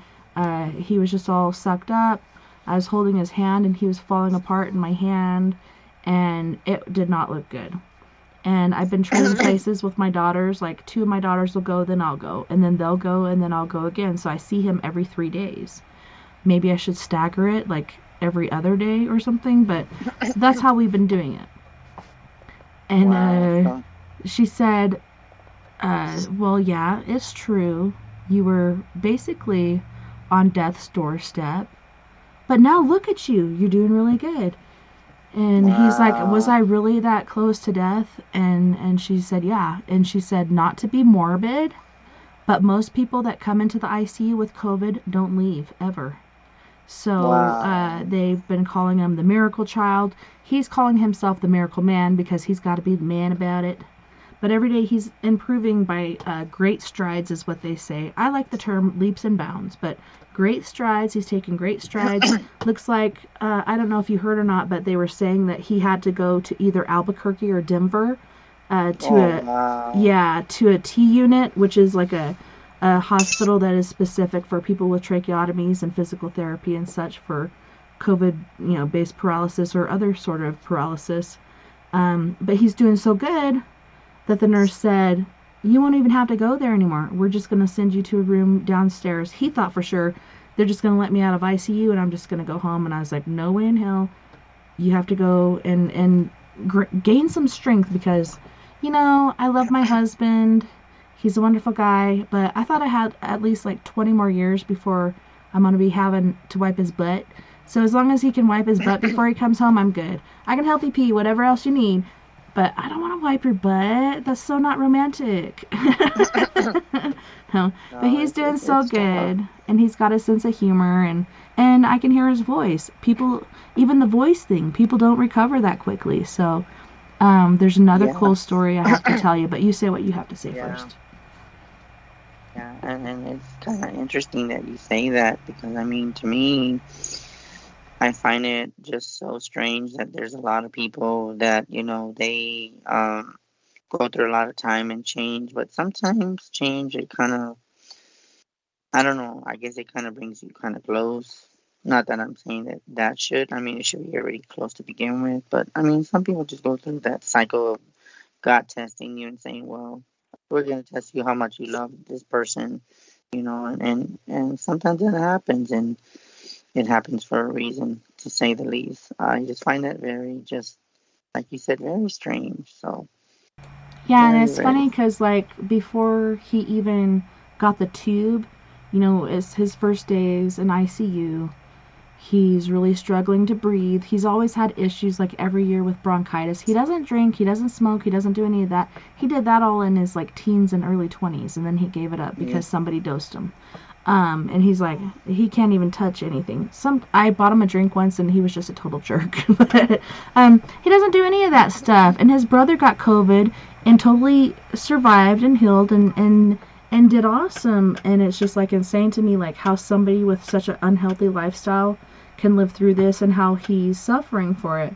But even before he went into his medically induced coma, which they had to put him in, he's like, I don't understand it. Like the doctor said he could keep me awake. And I was like, yes, he probably said that, but you probably had a severe reaction because who can live with a tube down their throat for breathing and not have that gag reflex and that choking affect, and they're trying to pull the tube out. So I'm sure that they tried to do it with you awake because he's like, it's okay, I'll still be awake, I'll be able to text. No. He was put into a medically induced coma. He did try to come out of it a couple times and immediately trying to pull the tubes and wires and stuff off. So, yeah. So till this last week, he was down for the count. And then they said, hey, we have to give him a trach. And that really broke my heart because I know how he really cares about what other people think. Like me, I could really give a fuck what you say about me or my show or what I do. I'm happy doing what I'm doing. But him, he really cares what people think. So I'm like, he is not going to accept this. He's going to be so unhappy about it. But he's been doing pretty good, except for being teary-eyed a lot more than usual. But even before he went under sedation, he was talking to his bestie, who I've been talking to, and he's like, yeah, he really loves you so much, and the kids, and blah, blah, blah, and he loves you more than anything. And I was like, not more than guns and cars. And he's like, okay, it's a really close second. And I was like, see, I told you. But yeah, I'm pretty close. Like, I'm up there in the range of the top 3. But I think his perspective as far as things that are important has really changed, because he was worried about his family that he was born with, and when you marry your wife, you're supposed to put her above everyone else, even your own mother. And he's never had that ideal, and I think it's because of his ex-wife. But since he's woken up, like, things are very different. It's kind of weird, because I'm not used to this sort of aspect or view of things. So it's taken me a little bit to get used to, but I think things are really turning around, and like I said, he's growing by leaps and bounds every day, getting better and better and better, and proving the doctor wrong. I think this doctor, it sounds like Helen, but it's Helene, even though it's Helen. Helene. He's like, you better prove it to me, otherwise I'm going to have to send you to this T unit. And this nurse, Maggie, she's like, now you can tell the doctor he was wrong. And she just had this smirk on her face. And I'm like, I bet you've been wanting to tell him that for a long time. But yeah, he's doing awesome. But yeah, I touched the dead guy stuff. And I'm hoping that Maggie does what she should and contacts the family, because even though it's just small things like his wallet and his shoes and other things like that, those things are important to people that lost you. Like, she's probably wondering, his wife or whoever, what happened to his things? Where did they go? Yeah. I can't believe they cleaned the room and left his stuff in there, because it was on the counter at first, and then Kinsey put it all under. It was so weird and kind of creepy. Yeah, that makes a lot of sense, because I mean, there is a lot of stuff that it kind of like hits home, I guess you can say. But yeah, it's just, it's tough, and yeah, so I don't know. I just say that, it's just a part of growth. So yeah, it's very, very, very interesting. I think it's just something that we all go through when we got to go through change. And sometimes we don't like change, but change is going to happen regardless. It's If, the only thing that stays the same as change. It's the only thing that's yeah, consistent.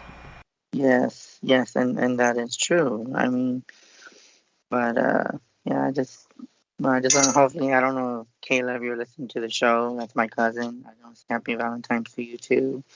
And everybody, Liz. So I just want to, I'm telling everybody happy Valentine's Day early. But Was yeah, I that your just cousin had that to came feel. in the other night and you're like, oh my gosh, I haven't seen you forever? And she popped in. Like, that was a total surprise. That was awesome. Yes, yeah, I read her, and I'm gonna tell you what's crazy. The reading from her was like very emotional. It did hit home. I'm not gonna sit there and lie. It was emotional. Everybody, like my friend Kimmy was in chat. There was a lot of people that said, "Oh my God, were your gifts were tested to the limit," and yeah, it was tough, but I think it was something that just to know that I could help people, even family. It just really, really, it's an honor just to for people to even ask, and I've even had cousins that will like ask me, well, can you read me? And I'm like, yeah. So, but I think you did see her, and I was gonna ask you, Tessa, did you see her? Because I don't She know. is so pretty. And you're like, do you see the resemblance? And I'm like, yes, I do see some resemblance in features, but she's so pretty. Yeah. So, but she's going through a lot of things right now, and I think she's listening. I don't know. Let All me I know see. is she deserves the best, and she should not settle. I don't know what's going on with her because right when she came on, I was like, I have to tap out. I don't remember what it was for. It was either kids or dogs or fire or something. Like, I had to do something. So I had to leave right after she joined. But yeah, I just feel Yeah. like she should not stoop or settle for anything. She deserves the best, and she needs to know that. And she needs to embrace that and know she's amazing. She deserves the best, and I don't know. I just don't feel like she needs to settle for anything, whether it's a job or a person. Nothing. She needs to go Yeah. for the big big.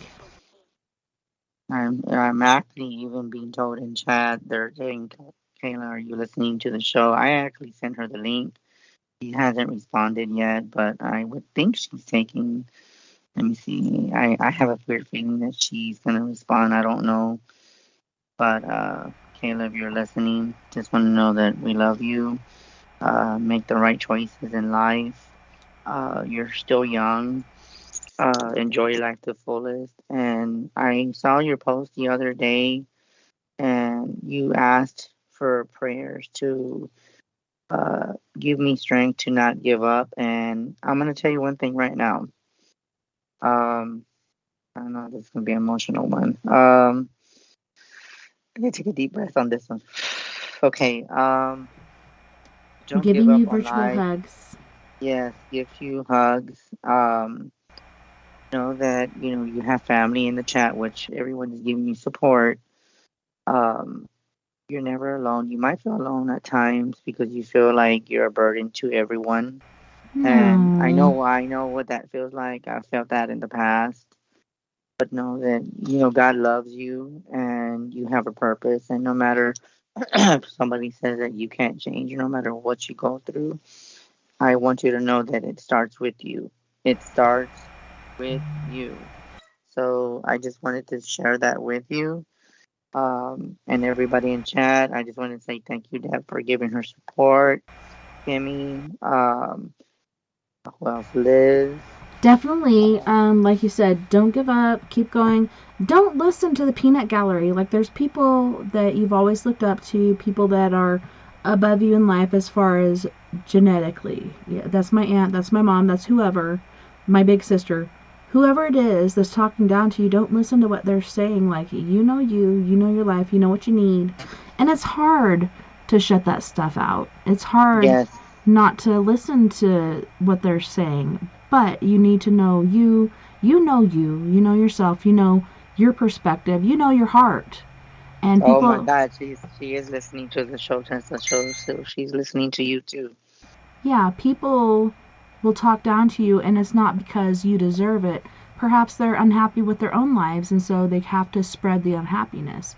I don't think it's really anything to do with you. I think they're just miserable and they have to spread it to you. But like Chris said, don't give up. Keep going. Life is a gift, and we have to treat it as such. And the first place, okay, trying to find love. That's a big thing that I went through. I left my first daughter's dad when I was pregnant, had the kid on my own. I even gave him the opportunity to be there for her birth. Guess what? She's in the hospital right now having my grandbaby. Oh, wow. Yeah. So I'm super excited because this is a whole, oh my gosh, whole new thing going on. And I'm not ready to be a grandma, but I can't wait to see this cute little baby. He's going to be so cute. But yeah, just make your own happiness. Fall in love with yourself. You know what you love. You know what makes you happy. Focus on that and don't feel selfish. Like I feel like you're a people pleaser like me.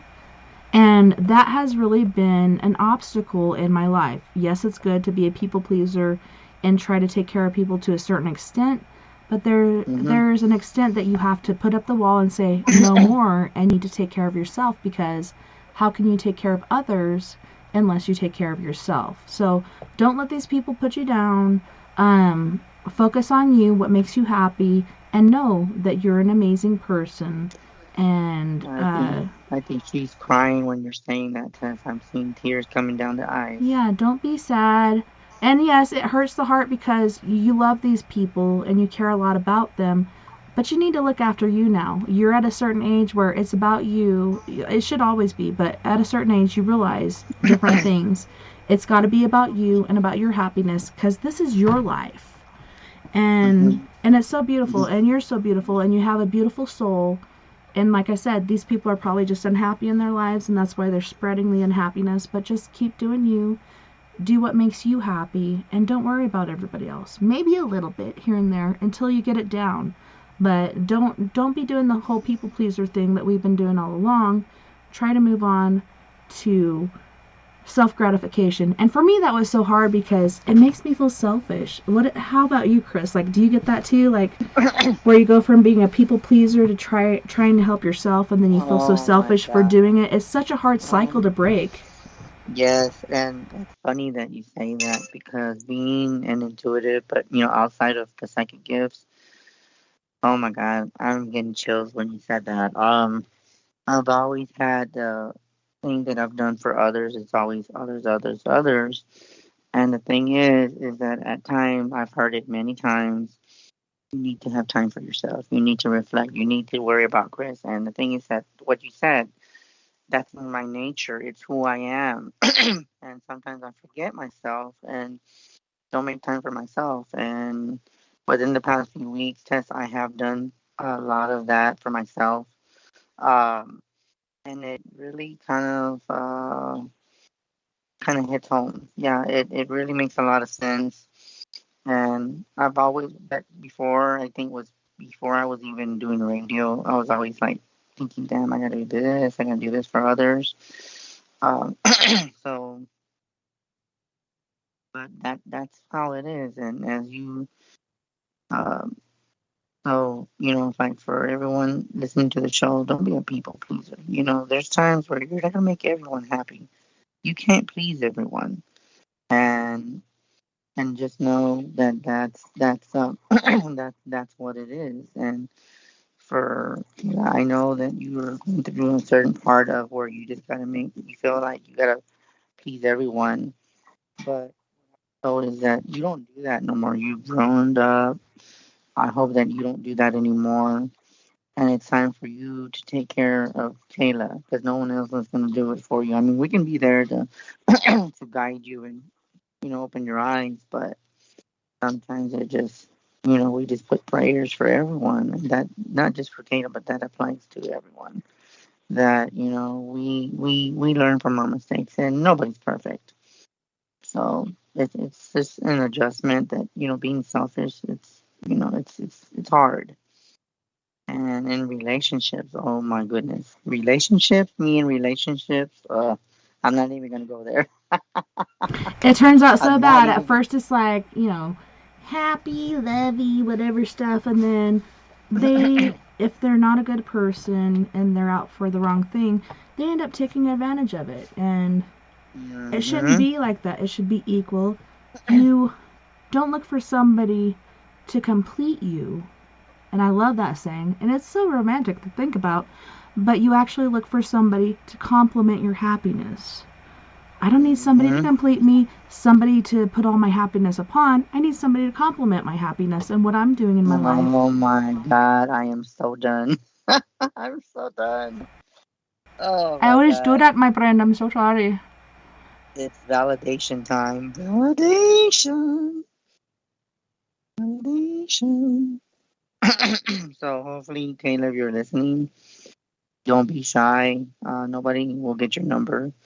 And if you want to talk, call just to support the show and say hi to Tessa. I think Tessa said she saw you. I don't remember. Yeah, I saw her for a second, and then I had to leave for some reason. I don't know if it's because I had to go stoke the fire, or it was something to do with the kids or something. I just remember something happened, and I was like, man, I have to go. And I was like so sad because like she just came on, and it was like there was a lot of excitement within you, like you hadn't seen her in a while or whatever, and you're like, oh, can you tell the family resemblance and stuff like that, which was super sweet. Yeah, I just felt like shit because I had to go, and I was like, fuck, like I don't really want to go right now. When the good things happen is when I have to go. Like even when Jim comes on the after party or whatever, I'm like, man, I was just leaving. I don't know. Yeah. Trying to take care of me because I do need sleep or do other things because I'm doing the job of two now. But yeah. But you know what, Tessa? As a matter of fact, we missed you in chat that night. We were wondering if you were mad at us because you left the chat, but we were worried about you because, I was sleepy, and when you came back, it was already, I think, like 3 in the morning, and we're like, oh my God, we feel bad because I felt like you wanted to talk. Oh yeah, I don't feel bad at all. I got to hang out with Liz. She's amazing, and she's going to be on my show on the 27th. I'm so excited. Oh, wow. That's news. That's news for me. Yeah, I'm super stoked. I actually convinced her to come on the show. You might have to pre-warn her. I'm just kidding. We have an awesome time on here. My number one rule is to have fun and just be yourself, It's so different than other shows where they just kind of pick you apart, ask the same old fucking questions or whatever. Like, I like my show. I am so done. That's validation for me because someone talked to me, when was it, the other day, and said, Chris, if you're not happy there, you get the same damn questions. I think you just need to leave. It's just like you just need to go. So it kind of resonates with that one. That just hit home when you said that. So yeah, that makes a lot of sense. Oh my God, that just hit home. Whew. Yeah, and then I was like, it wasn't the last time we were on chat together, or maybe it was when we were all on chat. That's when your niece came on. But before, you were talking about what people are saying about you, and then you also said what people said about my show. And I almost said something, but I was like, this is not about me right now. This is about Chris. And so I was like, what are people saying about my show? That must be pretty ignorant if they're saying some bad stuff. I'm just kidding. Or they're jealous. I don't know. I like my show, and it must be a good show because I did get picked up by another radio network, so whatever. No. But I am curious. I'm like, what are people saying? And curiosity can bite you in the ass. Curiosity killed the cat. I tried to save the cats, but what the fuck are people saying about my show? Are you jealous? Did I do something to offend you? My apologies. Like, I don't know. So I'm curious, Chris. Could you fill us in? What are people saying? With your show or with me or both? I think some people are probably saying that the show is, I've heard from the past that the show has not grown, but I've seen a lot of new guests that you've had, so I see that's not true. The other thing that that I think with the show itself, it's grown. I've seen it grow. I think it's just that, they felt like, no, we're going to get, that they're going to get the same callers. But no, as I see, I see different people on your show. So it's like you're bringing more to the table. and you're just, you're opening other people and you're reaching other. Okay, that was weird. I just heard that you're reaching other galaxies beyond this plane. Beyond the omniverse. With what? Yeah, and then as far as I'm concerned, I've heard that or people are saying, well, there's this public person saying that they're, I don't know, they're just there in for this and in for that, and I'm thinking that's not true because I'm not all about that. If y'all know what I'm talking about, because I've done a lot of readings on a lot of shows, and I feel like that I've given a lot of readings, even in chat. I've done readings on live, even without when I'm not doing the show. Dude, I'm serious. Okay, so you first called me, and that's when I first got into the radio business. And I called my mentor, Dave, Mr. Dave Scott, if you must know. And I'm like, Dave, like this guy just contacted me, and I don't know him from Adam. Like, how do I know if he's a good psychic? And he's like, well, have him give you a reading, of course. And I'm like, well, that totally makes sense. I don't even know why I didn't think of that. So you did, and I was like, yep. So how does the 13th sound, or whatever date we did on the very first time? But we've been together for like 3 or 4 years now, I think. Haven't we? Yes, ma'am. Yes, ma'am. And we have grown a lot and evolved even together. And we've been keeping each other going, too, because the haters can really make you feel bad and bring you down, but we keep building each other up because we know we're on the right path, we're doing the right thing. And see, here I have a safe place for people who experience paranormal, and they feel weird in other societies. And here you are reading people and blowing our minds. I don't know, there's so many different readings you gave that you don't even know the background, and it's just like, holy shit, where did you get that? It just really blows my mind. And people are like, oh, well, no, he's not a real psychic, he's not a good psychic, whatever. I'm like, seriously, the things that I've heard him say and the people that I know that he's reading and I have not told him anything, mind blown. Seriously, my head exploded and I had to regrow a new head, just like on Men in Black or something, It was insane. You're amazing. Yeah. And you know what? It's crazy. But the thing is that, to me, I've still been attacked. This is from, I don't even know why. To me, it's fucking stupid, if you ask me. And I know everybody in chat can say something. I can already hear it. I must be doing something right, or you damn haters talking your mouth and moving it. Oh, he's not real. Well, you can say all that shit you want, but when you wanted a reading, I helped your ass. And I helped you, and I never said no. I never asked you for anything. I've always never expected anything. I've done readings for a lot of people that were free. Most of them were all free. Very rare did I get paid for what I did. And really, to me, money's not everything. It'll pay off in the end. Yes, ma'am. And that's what I'm saying. People can just, say what they want. And yeah, it's stupid. But like I said, I must be doing something right, and people are just going to say what they're going to say, regardless, because they want that spotlight. But to me, it's not about the spotlight, because it's not beyond that. No. To me, it's more of reading, helping people. I hate the spotlight. I have social anxiety. It took me a week to decide to do this, and I go through deep breathing processes and such, and I've had guests where I'm like, if you hear me deep breathing or it sounds like I'm going to hyperventilate, yeah, I know. I hear something. And it's doing that weird thing again. Hopefully it'll pop up again over here. Arrow. Oh. Yeah, I thought it was me. Yay! I think I got him. It's kind of like fishing. I don't see. I'm telling you, just fucking Skype. Well, on that note, this is not a good time for a caller. Area code 334. I will add you. I think I see them. They are actually in here. But please hold on, because we are going to our not first, but second music break. So on this break, we have Chico with Last Forever, Griff with Best Life, Chico again with Baby on Me, and Fluid with I Love It. You guys don't go anywhere. We'll be right back after this musical break.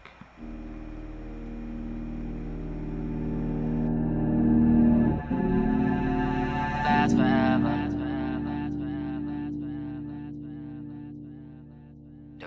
Last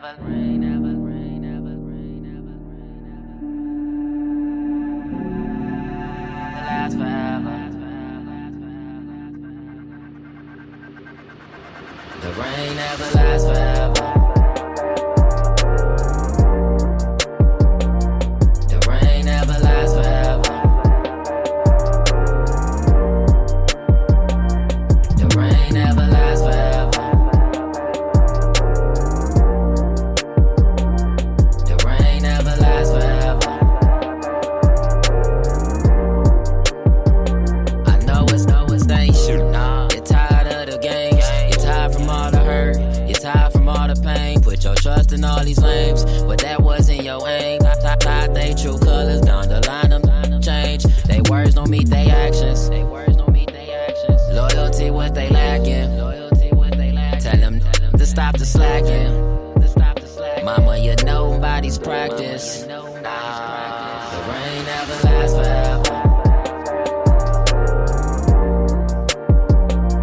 The rain never lasts forever.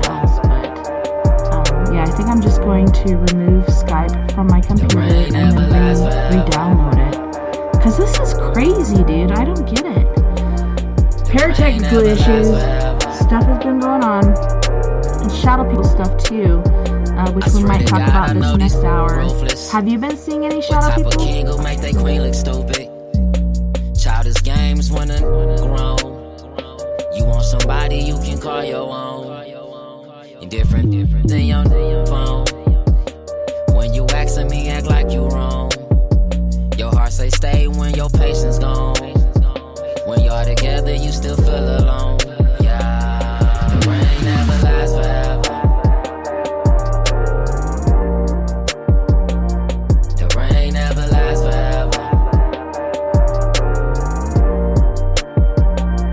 The rain never lasts forever. The rain never lasts forever.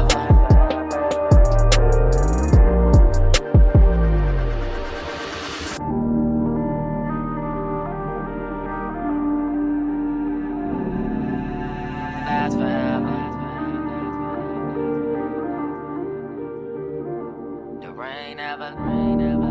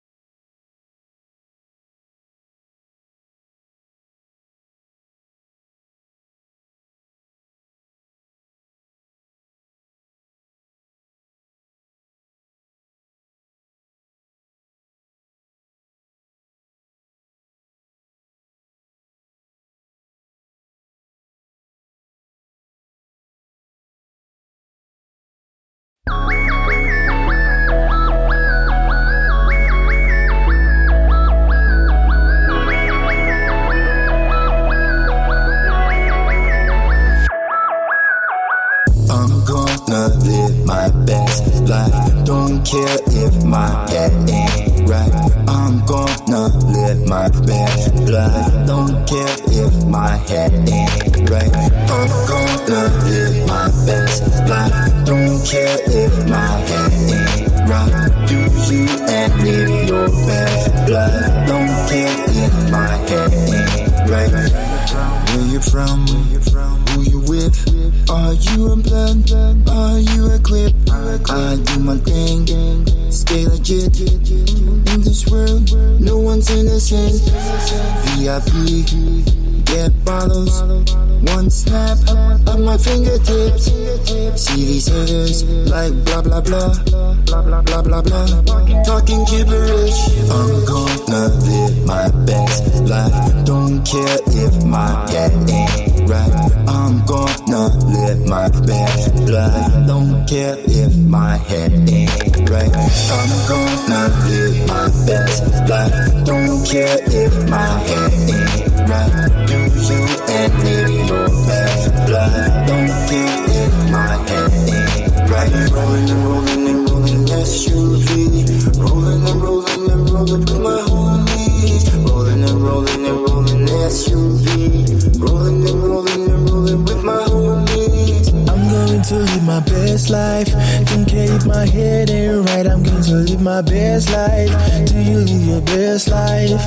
Do you live your best life? Do you live your best life? I'm going to live my best life. Don't care if my head ain't right. I'm going to live my best life. Do you live your best life? Do you live your best life? Do you live your best life? I'm gonna live my best life. Don't care if my head ain't right. I'm gonna live my best life. Don't care if my head ain't right. I'm gonna live my best life.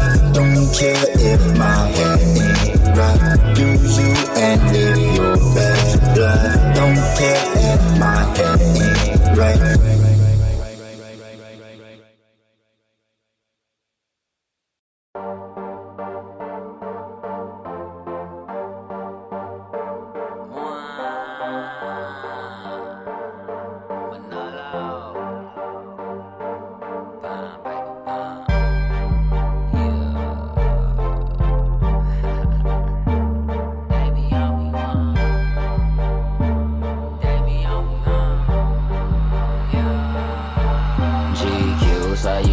Players done. Hit the club, got chose like it's none. Yeah. Mathematician when it come to getting numbers. I'm screaming, one. I feel like money, why? Cause they be on me. They be on me. They be on me. They be on me. They be on me. They be on me. They be on me, why? They be on me. They be on me. They be on me. They be on me. They be on me. They be on me. They be on me, why? I'm like, look up in the sky, that's a bird, no, that's a plane.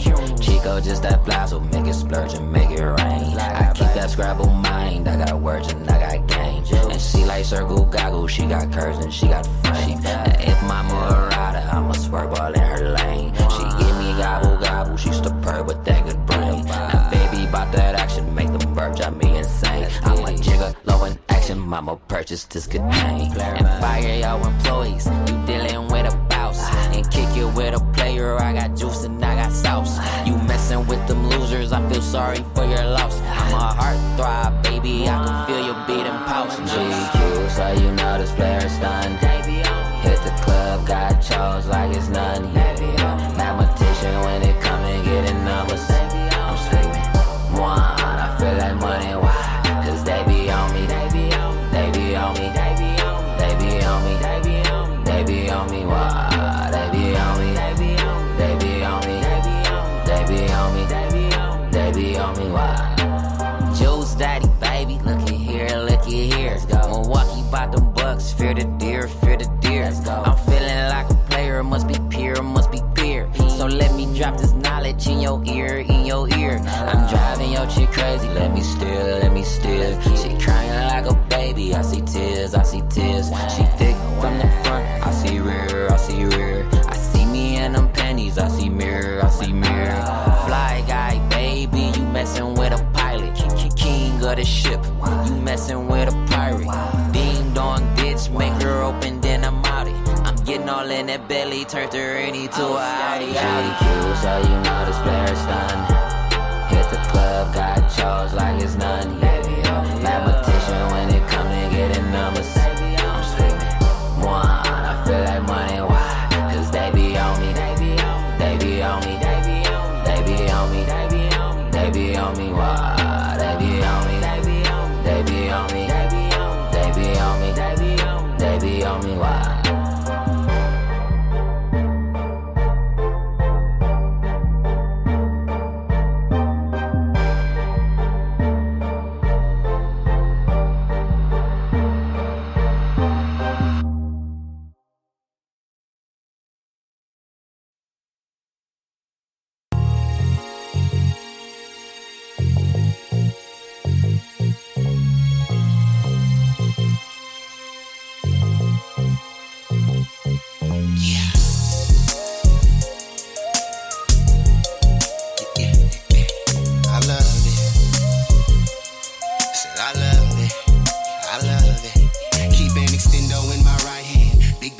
left hand. I'm ballin', making buckets back to back like I was Stephan. Better yet, I'm Phil Jackson, so don't treat me like the next man. And I'm kind of a real big deal, so don't be out here second guessing. Anyway, I make my pay and live this California lifestyle. Sunshine, loud packs, and chicks that love to get wild.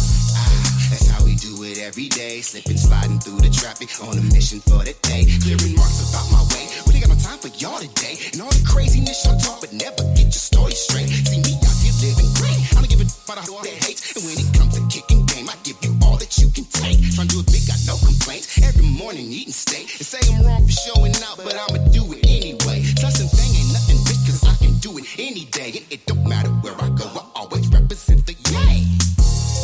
I'm so in love with this lifestyle. Anything I want, I say the word, I get it right now. Boppers used to hate me, now they tell me I'm in tight now. Swagger through the roof, got everybody on my height now.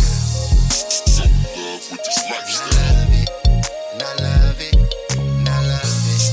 So in love with this lifestyle. Anything I want, I say the word, I get it right now. See me, I'm out here getting it and loving how I live. Best believe if I do something, I'm a stupid, do it big. And this hustling is my gig, so don't you ask me what I stand for. Stacking while I'm macking, trying to earn myself a couple Lambos. Yeah, you know them toys for them big boys. Emperor of sorts and all you other players decoys.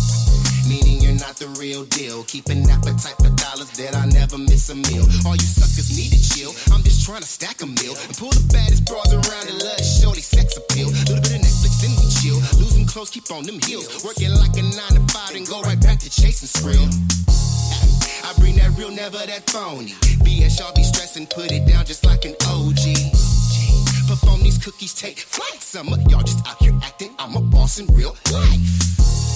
I'm so in love with this lifestyle. Anything I want, I say the word, I get it right now. Boppers used to hate me, now they tell me I'm in tight now. Swagger through the roof, got everybody on my height now. So in love with this lifestyle. I love it, and I love it, and I love it.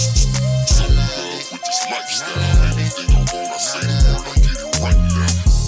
Keep it more 100 than a C note. Hall of Fame spitting, representing with these pimp quotes. Don't try to front, you know this shit's dope. Question is, will I ever fail? My answer is no.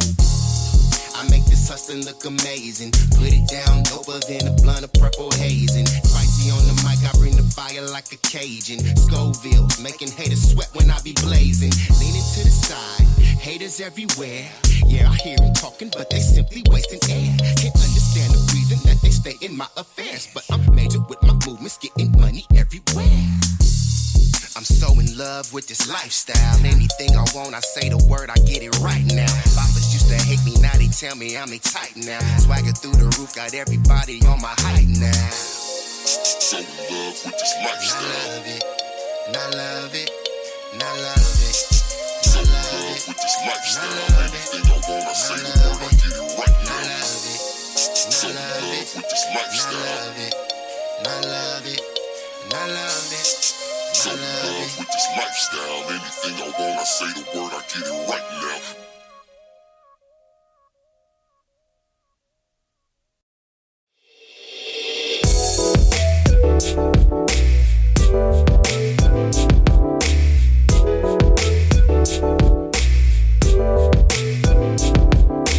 More than a man, but you can't read.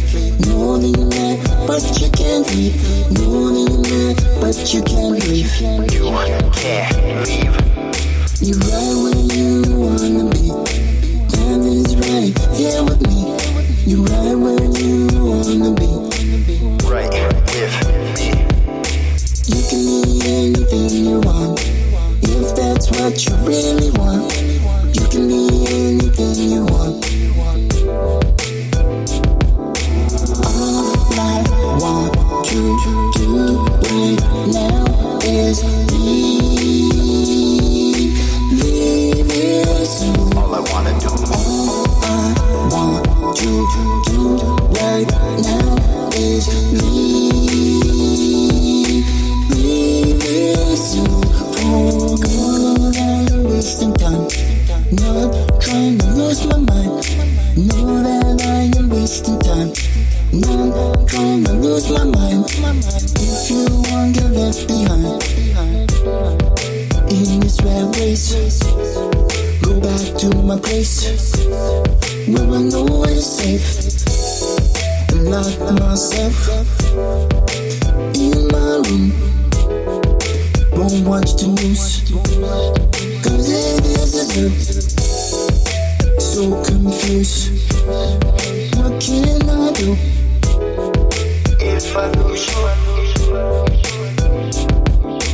All I want to do right now is leave this. All I wanna do. All I want to do right now is leave this for good. Okay. She was a loompa loompa, now her body super duper. Getting a lot of attention she was never used to. Hitting me up like I was Uber. Got a few miles, so I guess she's a cougar. Real winner, never seen her with a loser. Gorilla talk, ooga booga booga. Scuba, tuba, diver, I'm a rider. Getting cider, sweet like cider. Fighter, fighter, rider. Neither wants to get it going. Know it, hold it, fold it, blow it.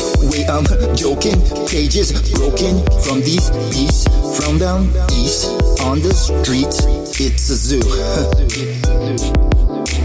All I want to do right now is leave this. All I wanna do. All I want to do right now is leave this for good.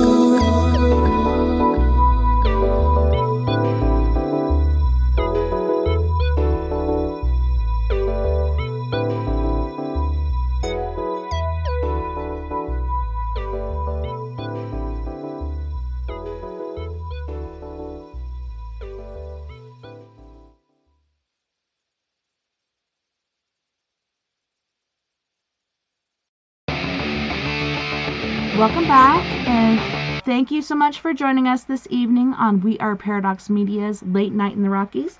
Tonight we're joined by Psychic Chris Garcia, and we have another caller, and his name is James. Welcome, James, and thanks for joining us on the show. Thank you, Tessa.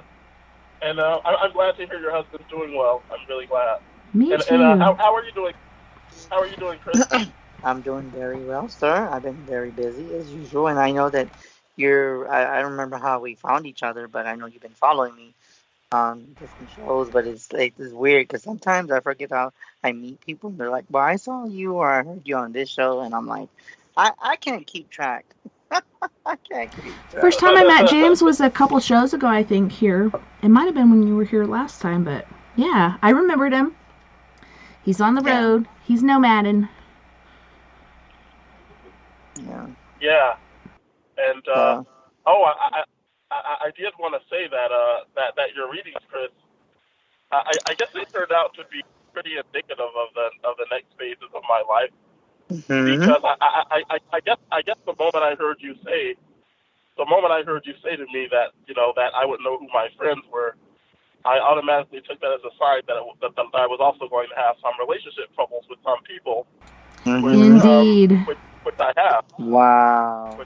I hate that, but it's true. Yeah. That is insane, man. That is insane. Wow. This is so crazy. I can't even wrap my mind around it. Tessa, with that voice, she does a Jamaican voice today. We've been acting silly. That is not my Jamaican voice. That is a Jamaican voice, for those of you that know. But James, I'm not making fun of your situation. We have fun here on the show. That's the number one rule. But I'm so glad that worked out, and I think that's the first time I met you was last month when Chris was on, and I remembered your voice, and I'm so glad you called back again, because, like, I've been wondering what's been happening. So it's been working out pretty good, except for the whole relationship status sort of thing. Wow. So I was going to ask you, James, how was the reading that I gave you? Because usually when I give a reading, I don't remember what I told you. But what did you find out, like, after I gave you the reading? What did you find out that was kind of just mind-blowing? well, I guess essentially above all else, it's really been, I guess, more so pertaining to family. Oh Because, for shit. example, when you said you'll know who your friends are, Okay. I guess I already kind of saw it as a sign that I was gonna have, a problem probably with family or and well, Wow. I guess essentially, as I'm on this time of exploration, not really, staying in one area, and not doing conventional work, I guess, in a way that's considered to be accepted.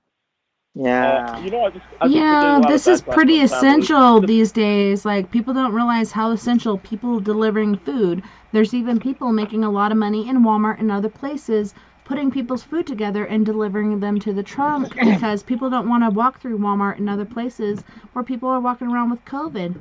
There was a scary prospect where I was there in the pharmacy and there was this old guy. He's sitting on the blood pressure machine. He's sitting there coughing, wheezing, whatever. And I go over there to get my protein shakes because I take those during the day when I can't eat. And then I eat when I can. He's sitting over there wheezing, coughing, whatever. And then he starts making his way over towards me and my kids to sit on the bench next to us. And I'm like, are you fucking serious? You're not even wearing a mask. And I know mask doesn't protect against everything, but at least that's another shield of protection to me. There's a couple layers there. Yeah. I feel a bit safer. I'm not brainwashed, but to me it makes sense. And man, I was like, kids, we're just gonna go. I don't even care about this fucking prescription, whatever the hell it is, for whoever it is, but let's go. Let's get the fuck out of here. Because that was so crazy. Wow. It kind of reminded me of like a zombie apocalypse sort of thing. He's like, like towards us. I'm like, yeah, we're gone. We're out. So scary. Oh, man. Wow. Yeah. And you know what else I was gonna say? You know what I was gonna say, James? But with everything that you said, I was told to shuffle the cards for you, even though I know you're not asking. But the first card that came out with the Seven of Pentacles was Betrayal. Yes. That was kind of like something that you were still going through. And I still feel it kind of going through it, but it's not as much. It's already the end of that cycle of being betrayed. I feel like you already cut ties with people. And it's kind of like I feel that, the Ace of Wands came up and says that there's a lot of energy that you've maintained, and I'm being told that you are seeing more. He's doing good and he's growing. I see that. Yes. Yeah, and I see that he's grown with his energy. He's just not worried about what others are saying. And what the King of Cups is coming up is that you're very strong in what you believe in. Mm-hmm. I felt like before that you were kind of a little skeptic, a little, not too much, but just a little bit. But now it opened your mind and saying, "Oh, this shit is real." So I think he was kind of unsure if he was in the right place or not, and the way that people are attacking him. Am I in the right place? And you are. You're doing the right thing for you, and don't listen to, like I said earlier, the peanut gallery. Sorry, go ahead, Chris. So, but I do see that you've grown a lot and evolved. So the King of Cups is coming up and says that there's a lot of more challenges. And I think that's him too. He is the King of Cups. The King of Cups is an emotional king, right? He has more perspective of his emotions and such. So for me, that is totally James. Yeah, so I just feel that you've grown. And I just wanted to say thank you for, calling in and giving me some validation, because I love that validation. It's always important, to get validation. And sometimes the readings are kind of just fucking weird sometimes, where it doesn't make sense to me, but it's not for me to make sense of it. Sometimes I've had like mind-blowing readings where I've had people cry. Some people have their eyes popping out. So it varies on each person. But I just have to let you know, James, that he's blown my head off several times, and it regrew, like on the Men in Black, where my head blows off and then it regrows. Very painful, but he blows my mind all the freaking time. It's insane, I have to tell you. Yeah, it's insane, even with me. And there's times where I've done readings, even with a cousin of mine that I did read, but I'm not going to go for but it's insane. I've done so much. I Is just that think people don't. James is on the right path. I think his family is jealous because, I don't know, I think they have like this sort of clan mentality where we all got to stick Yes. together. We got to do this and we got to do that. And he's like out and about. He's roaming the countryside. He's doing different things, going different places and doing the door deliveries and such. And I Yes. don't know. I think he's doing the right thing. But I'm being told I'm just very proud of you, and you're doing the right thing. And honestly, I don't feel anything around you right now, so you're good. But I'm glad that no, I don't feel anything around you. I feel like you cleared your space, I think and he's on the right path. yep. And just keep doing what you're doing, Well, thank and just keep doing what you're doing, and we just keep sending you prayers and much love and light, dude. The peanut thank you. gallery can be I a guess bitch. Oh yes, it can.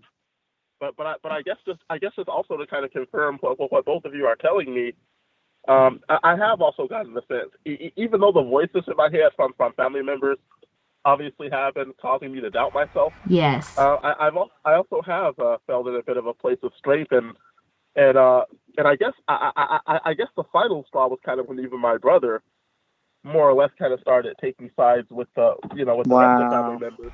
Oh no, And not the blood, oh. yeah. Wow. But basically, That is so hard, and I commend you for staying strong because it's when, like you said, your brother comes in or somebody that you really, really, really value, like that is a part of you, starts to say things against you because they're with the other side. Just look within yourself and know you're doing right, and I feel like you're on the right path.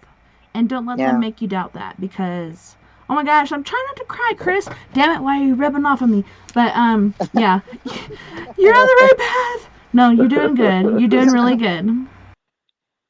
Well, thank you. And I was picking up on that because after I had a conversation with my brother and some arguments with him, and and in the midst of our arguments, I also kind of raised my voice at him several times, which I guess I'm not particularly proud of that, but he had been kind of sending unsolicited text messages to me for quite a few days, even though I told him I kind of wanted to figure things out for myself. So for a while, does your brother drink a lot? I just kind of, wow, you're spot on. He does.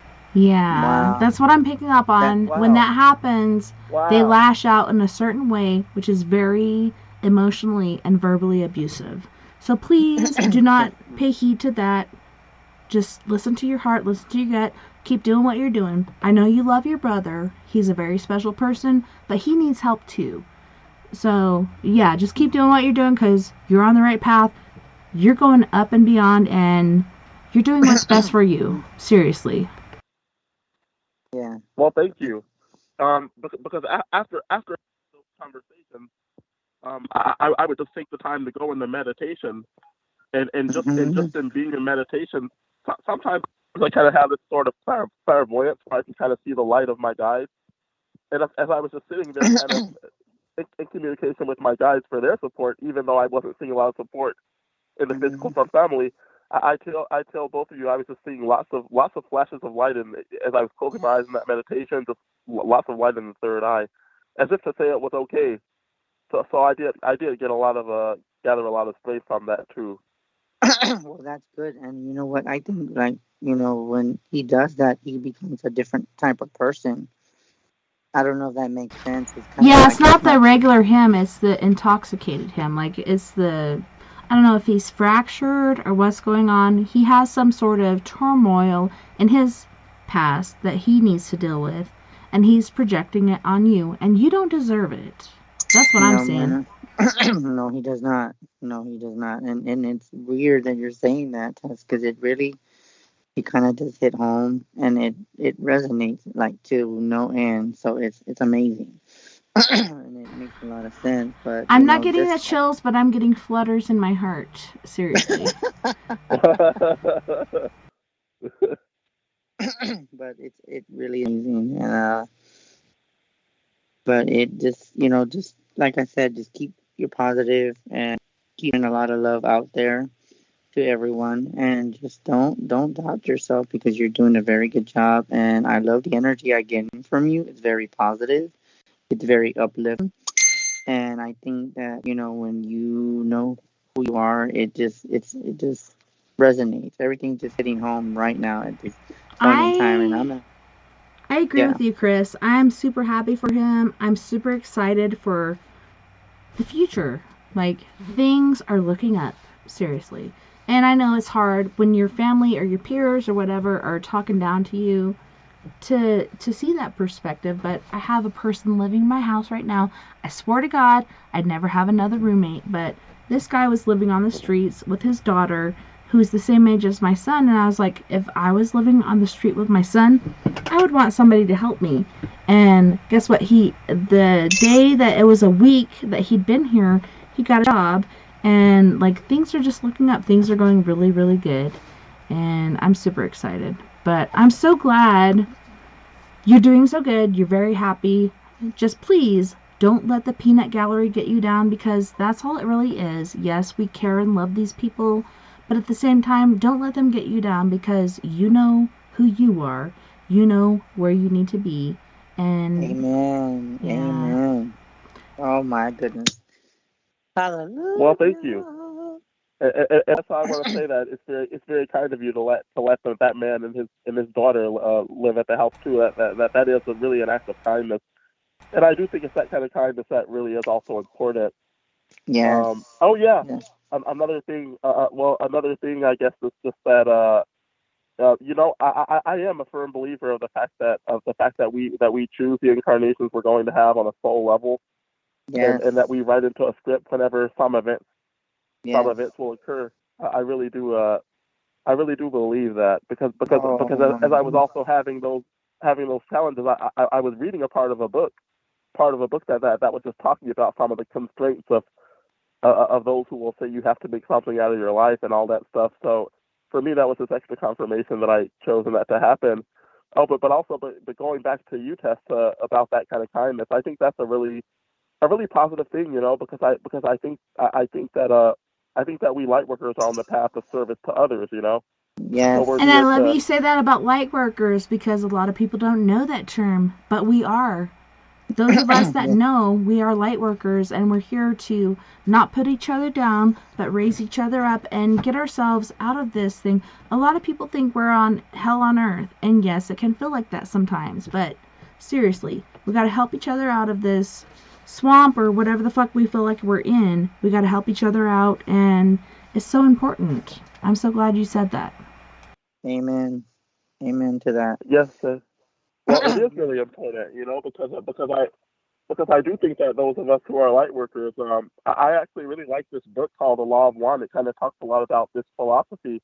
Mm-hmm. Are the two of you familiar with The Law of One book Well, series? I've heard the term, but I have not read the book. No. But the law of one, Well, okay, so I say every night, together we are one. Together we can make the world better.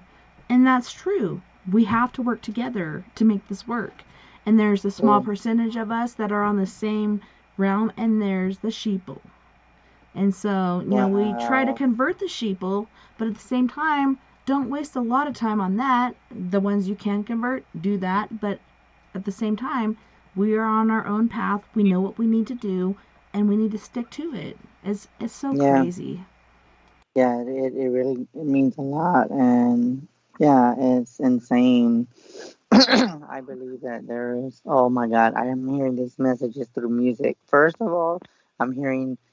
I believe I can fly. I can believe I can touch the sky. You better So stop it right now. I can. I think And then about it every night and day. night and To day, spread my to wings and fly fly away. away. Oh my I God. Okay, believe I can soar. Oh, yeah. my God. But I'm gonna tell you what's weird, James, and I'm being told. I don't know why. Even though I'm being good, I'm feeling good energy. But when the time comes, and I'm not saying this is not a reading, but I'm gonna tell you something. When the spirits are bothering you, you say, "Spirits, I compel you," and you can't. Yeah, be peaceful, and and just embrace them and know that this is what's so sad. And I'm gonna tell you what's funny. There was this one chat that we were talking about, and I swear this is so strange. We were talking about human people on Earth and the dead, and in the chat we were talking about that some of us relate more to the dead, and they don't talk back. They tell you the truth, and they are not your enemies. But on this room, it's completely hate. There's a lot of people that are envy of each other. I wish it's stupid because at the end of the day, all we are just bones, and we turn into dust. So I don't see why Skin people and say hate bones, us. baby. Woot woot. I wish I was, but you know, I got a lot more fat on there than that. I think it makes me look beautiful. I'd rather be a fulfilled, beautiful person than skin and bones. But you know what? We have different genetics. But I'm so grateful that that you called in, and I feel truly in my soul you are on the right path. Don't let the peanut gallery get you down. Just keep on doing what you're doing. Keep on trucking. Stay positive. That's the most important thing. Stay positive. And if ever you need to talk, you can call me, or you can call Chris, or whatever you need to do. I got one last message, Jim, for you. The song, the old song, remember that one that said, I need to give you my phone number. I'm going to text you that. Go ahead, Chris. Stand by me. Oh, thank you.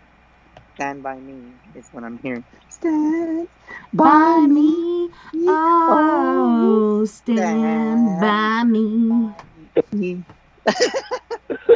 Stand by me. That's what I'm hearing for you. So that I don't know if that makes sense, James, but that's what I'm being told for you. Yeah, well, and that's hard too. Yeah, when your family is separating from you, but have you found other people, or I don't know, maybe it's us, but we can stand by each other, and I don't know, it sounds kind of weird, and I'm not trying to project something onto you, but we are here for you.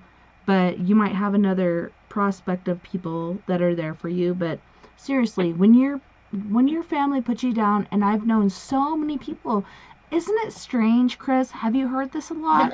Because so many people's families are shunning them and putting them away. It's like they don't understand what is going on, and so they're shunning them and making their family feel like shit. Do not let that happen. Just be yourself. Be yourself. And listen to your heart. Listen to your gut. Your gut is most important because your heart and your mind can lead you astray. Listen to your gut, first of all, I must say. But I think you're on the right track, James. I really do. And I think you're doing a very good job. And I'm so proud of you. You're doing such a good job. Well, thank you, Tessa. That really means a lot to me. And yes, I'll definitely be happy to speak to you and Chris, because even though I do have a few friends, I guess the majority of my friends aren't like very deeply into spirituality, and there is always another level of just being able to talk about these kinds of spiritual concepts that I guess to the average person are kind of weird, which is, it's by no way an insult to my other friends, but at the same time, I do have that yearning, for spiritual topics. So that really means a lot to me. So are you you're the 334 number, right? Yep, that's me. Okay, I just need to make sure because I'm saving the contact so I can text you. Yeah. Is it me that you're looking for? Hello. Well, thank you. And I guess I also wanted to say that I feel like so one of the concepts from the Law of One, it talks about those of us who do come here as light workers, and we do remember a greater purpose, and it refers to us as kind of the wanderers. It might sound a little odd, but it essentially refers to those of us, like Chris and like Chris and you, and I guess myself as those who come from higher realms of possibly even being extraterrestrial in various lifetimes. Oh my God! And we yeah. Okay. I know, it's serious. Yeah, this is seriously true. Wow, I'm done. He's validating a lot of shit, even on my end. So damn, you're in tune, James. Wow, I am done. You're validating, James. You know what? I just wanted to say thank you for sharing that as a message. You're welcome. I want to thank you guys. It's just good for me to know that I'm not the only, that I'm not the only wanderer here, because it's good. Strength is in numbers, and I really feel supported by you guys, and I just want to thank you for all of your encouragement and Oh my God, I'm so happy. You just made my day, because that's what I'm trying to do here, is make it a safe place for people to feel comfortable and feel supported. And I'm trying not to cry right now. Holy shit. Thank you, James. That's awesome. I really appreciate it. You're making me hurt. Not hurt, but you feel those certain feelings. You know what I'm saying. Well, thank you. Well, thank you. I'm deeply touched by your kindness as well, and much love to you. And yes, much love to you. And I did see on the We Are Paradox Media website that there are paranormal investigations. I'm sure there won't. Oh be yes, any I was wearing my Four Corners Paranormal Investigation shirt last night, but yeah, that's a whole nother realm. But I kind of try to collude it because I am one in whole. Not talking about any certain whole, but yeah, I try to collude it and make it one, and I don't know. It's just so weird because everybody's like, you shouldn't be doing this on your own. You shouldn't be paying for this on your own, and then nobody's helping me. So now I'm back at square one, Chris. Don't you feel me? It's like, oh, everybody said, oh, they're going to help me because I shouldn't be doing this on my own. And then all of a sudden they're like, oh, there you go. Take the whole dump load. I'm like, thanks, bitches. I don't know. I feel really bad about it because people hurt my feelers. But I'm so glad you called in, James, because I do recognize you and your soul, and it's so good to hear from you and that you're doing so good, especially after we talked last time. Yeah. Well, thank you, and I guess I would also, I guess I also feel a little led to ask both of you if both of you received, donations. So if you could, I guess you could maybe send me a message of both of maybe your, whether you use Cash App or Venmo. I have those. So if both of you guys let me know that some point in time, I guess maybe later into next week. Are you saying you're sending money? What are you saying? What? Oh, well, I could send a little bit. I'm not saying to you. I'm like, are you saying you're sending money, or are we expecting something from somebody else? Like, we're expecting great gifts, or what? Yes. Well, I was actually just asking about areas where I could donate to you guys for what you do. Definitely. Well, I'll give you some maybe later. I'll send it to you. Yeah. James. So for me, because I'm at a place where me and my husband were partners. He's in ICU. He's been there since January 2nd. Don't laugh at me. It's not funny. It's very sad and overwhelming. And I'm so very grateful for people that have helped me. But do you do Cash App or Venmo, or which apps do you use? Yep. I have both Cash App and Venmo. Okay, so for me, it's the money sign, TessaTNT. Chris, do you have Cash App, or how do you take your donations? I take PayPal, but I'll send you the link. Oh, okay. Man. Yeah, and I'm not, trying to look like a hungry fish, looking for a hook or whatever, because when you're laughing like that, it makes me feel like, oh my gosh, what did I do? But I'm so grateful you called in, James, and we do have another caller. I don't want to let you go, but I will text you. So now I have your number in my personal account to text. But I'm so glad you called in, and I'm so glad to hear you're doing so good. And like I said before, don't let the peanut gallery get you down. Just keep doing what you're doing. Keep doing what you can for you, because nobody else is going to look out for you like you can, right? So I think you're doing... That's true.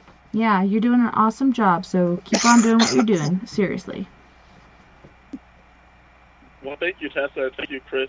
I really appreciate that, and I look forward to talking to you guys again on future episodes and other times. So thank you, thank you both. Many blessings, love and light. Love and light and prayers of positivity towards you, and like I said, keep on doing what you're doing. Amen. Thank you, and right back at you guys. So thank you. Amen. Amen. Well, good night. Thank you. Night. Love and light. Oh my God! You know what I'm gonna say right now? I love it. The energy is so positive tonight. I'm Oh, I feeling so love much it. tension. Like my And heart I is a love flutter. Seriously, like my heart is it. fluttering. Yeah, I'm telling you right now, I feel like I just want to cry. Oh my God, I am so dead. And I'm gonna tell you what's so funny. Oh, Tessa, if I would have added you to the other chat, you would see the faces that we're doing to each other. And I said, "What faces are y'all doing right now?" And you would see my face right now on Messenger. I was listening to y'all guys. Right? Don't make those faces. But seriously, we have area code 210. I don't know if that's Lori because she's like, really? I'm out. And I'm like, what? Okay. Is it because she's on hold or what? But we have area code 210 on. Are you still there? Hello, Hello. Who are we speaking to? Rose. Hi, Hey, what's Rose. up? Hey, girl, what's Spirit up? Rose. Welcome. Seriously. So, how are you doing, Oh, Rose? at first I thought I dialed the wrong number because I heard you guys singing, and I thought it I was like know. karaoke. We have a good time together. We can't help it. We just gotta let loose. Yeah. Yeah. It sounded So, interesting. Mm-hmm. what did and I was gonna say, Rosie, what is it you wanted to ask? Is there any questions that you have to ask? Seriously. Um. Well, I don't know, and I know I sometimes don't really see like the spirits, but this time I did. And I don't know where the spirit is coming from, but I know somebody is here. It's a male, and so I just was trying to see maybe Is your dad here or on the other side? here. So it must be somebody that's lingering. That's what I'm being told. And it's funny that we're saying that. That's because there's a lot of spirits that are lingering. A lot. Yeah, I'm feeling like a dad sort of figure, but if it's not your dad, it could be your granddad. I think it's somebody in the dad sort of figure. That's what I'm picking up. But continue, Chris. Well, I do see, like, I'm looking at the house. Um, okay, I'm getting the word shot. Okay. This person, I don't know why, but I really don't see this very often, but when I do, it's like, oh my goodness, have mercy. I see like blood. Okay, I didn't want to say that, but yeah, I'm seeing blood. Um, hmm, I'm being told that he needs help and he wants to cross over, but he's got a message for you. So I was told oh my goodness, my stomach. Okay, you need to do some meditation. Um, And also, I do feel that there was a witch involved with this because I'm seeing the Queen of Cups and it says the seer. So there is somebody that that looked into this man. Could be her mother. So it could be someone that's looking. And oh my goodness. Okay, I'm done with the messages. Okay, I hear the man in the mirror. So I'm being told if you look in the mirror, don't be surprised if you see an image because I'm seeing the mirror in my head and I'm seeing your voice or your mouth just like, what the hell did I just see? And it's Yeah. funny because I'm seeing a shadow, like a dark shadow. Well, I've seen it like 3 or 4 times, but that's how I was like, oh my God, is that really there? Well, I don't. Yeah. I know, it seems like, did I dream that? Was that real? Like, that shit really does happen. It's so crazy. Yeah, it happened like a deja vu. That's why I thought it was a dream. Because I was like, one time I did dream of something, and then I was like, was that like it happened already? Wow. Yeah, that is very true. That's like right on.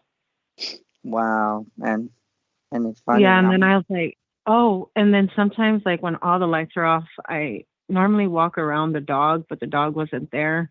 And I was like, was that image still right there? Because like I didn't see it anymore, but I felt like something was there. So I walked around it.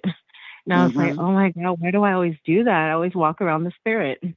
Wow.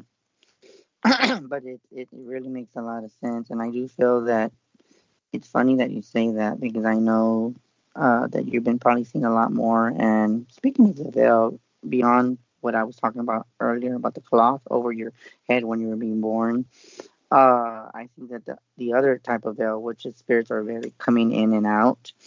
There is vortexes that they're coming out from other planes in existence. So don't be surprised if you start hearing voices, because I've heard voices. I've seen shadows in my room more often. I hate that shit. It drives me nuts. Yes, and I've seen them where I can be in total darkness and I'll see like some dark shadow, but it doesn't do nothing. It just looks at me, and then when I see that I pick up my head at night, it just disappears, and I'm like, okay, what was that about? So I've experienced a lot of strange things, and it seems like I told people in October that there was going to be a big change, and I actually predicted a lot of stuff. That's why I'm just like, I'm freaking out. A lot of stuff has been validated. But it's insane the things that you're seeing, because this man does need closure. I'm not getting a name yet, but hold on, let me see if I can get a name. Can you tell me your name? I heard Rick, but I don't think I'm right. I think that's somebody else. Okay, what does the name Philip mean? Anything? Philip. It's funny you came up with a P name, because mine was Patrick. You said Philip, I say Patrick. Oh my god. Okay, I'm done. I'm so done. Oh shit. Oh my god. I am so done. Like, and you know what I tell everybody in chat? They're like, no, you don't know shit, Chris. You don't know a damn thing. But we play like that. It's just a matter of speech. And I'm like, I know stuff. And they're like, yeah, we know. Honey boo boo, you better not say that shit. Because I've been able to tap into names lately, and I've been able to go into people's houses, depending if they give me permission. But it's insane for the past few weeks. Even before like December, it's been just insane. Insane. I'm just gonna say it like that, and I can just imagine with Rose's face, like, with her eyeballs popping out and saying, "What the fuck was that?" Oh shit! I'm done. I'm just done. And she's laughing. She knows, and you know what? I'm not sure. It was because one time I was looking for someone, and I haven't talked to them in like 2 or 3 years. And then all of a sudden, I read on Facebook that he passed away. And then I don't know. I hate when that happens. I was looking for him to ask him something important. And it's my son's dad's brother, but my son's dad's dad passed away. And so I was just talking about it. I wonder if he's buried next to him.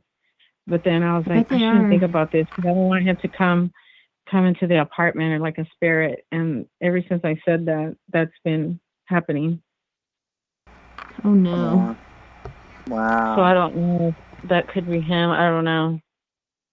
Because you spoke of them, you think you gave them the power to be there? Because you did speak of them, so they're like, hey, somebody called my name. Or whatever, right? That is so crazy how that happens. But you did on accident, right? That's what you just said? Yes, it was I wasn't saying it out loud. I was like, oh, God, I just said it like in my head. That's what I did too. Yeah. When my mom spanked me that one time, I was like, man, I just wish she would die. And I was like, I don't mean it. And then 2 weeks later, she did. So I felt so guilty about it forever. I was only like 5 years old. But I felt like it was my fault that this happened, when in reality it wasn't. It was something that she had done. It was nothing that we do in reality. Yes, the mind is a powerful thing. We can project things, but yeah, it was actually something she did that caused it. But I felt guilty forever about it, thinking because I wish she was dead that she died. Like, I don't know. It was pretty scary for me as a kid. Yeah. I did that too with that person, like, because it was his fault. No, I'm serious. It was his fault why my son's dad died. I know. And I always said, oh, I wish it was you. Like, why did it happen? It should have been you instead of him.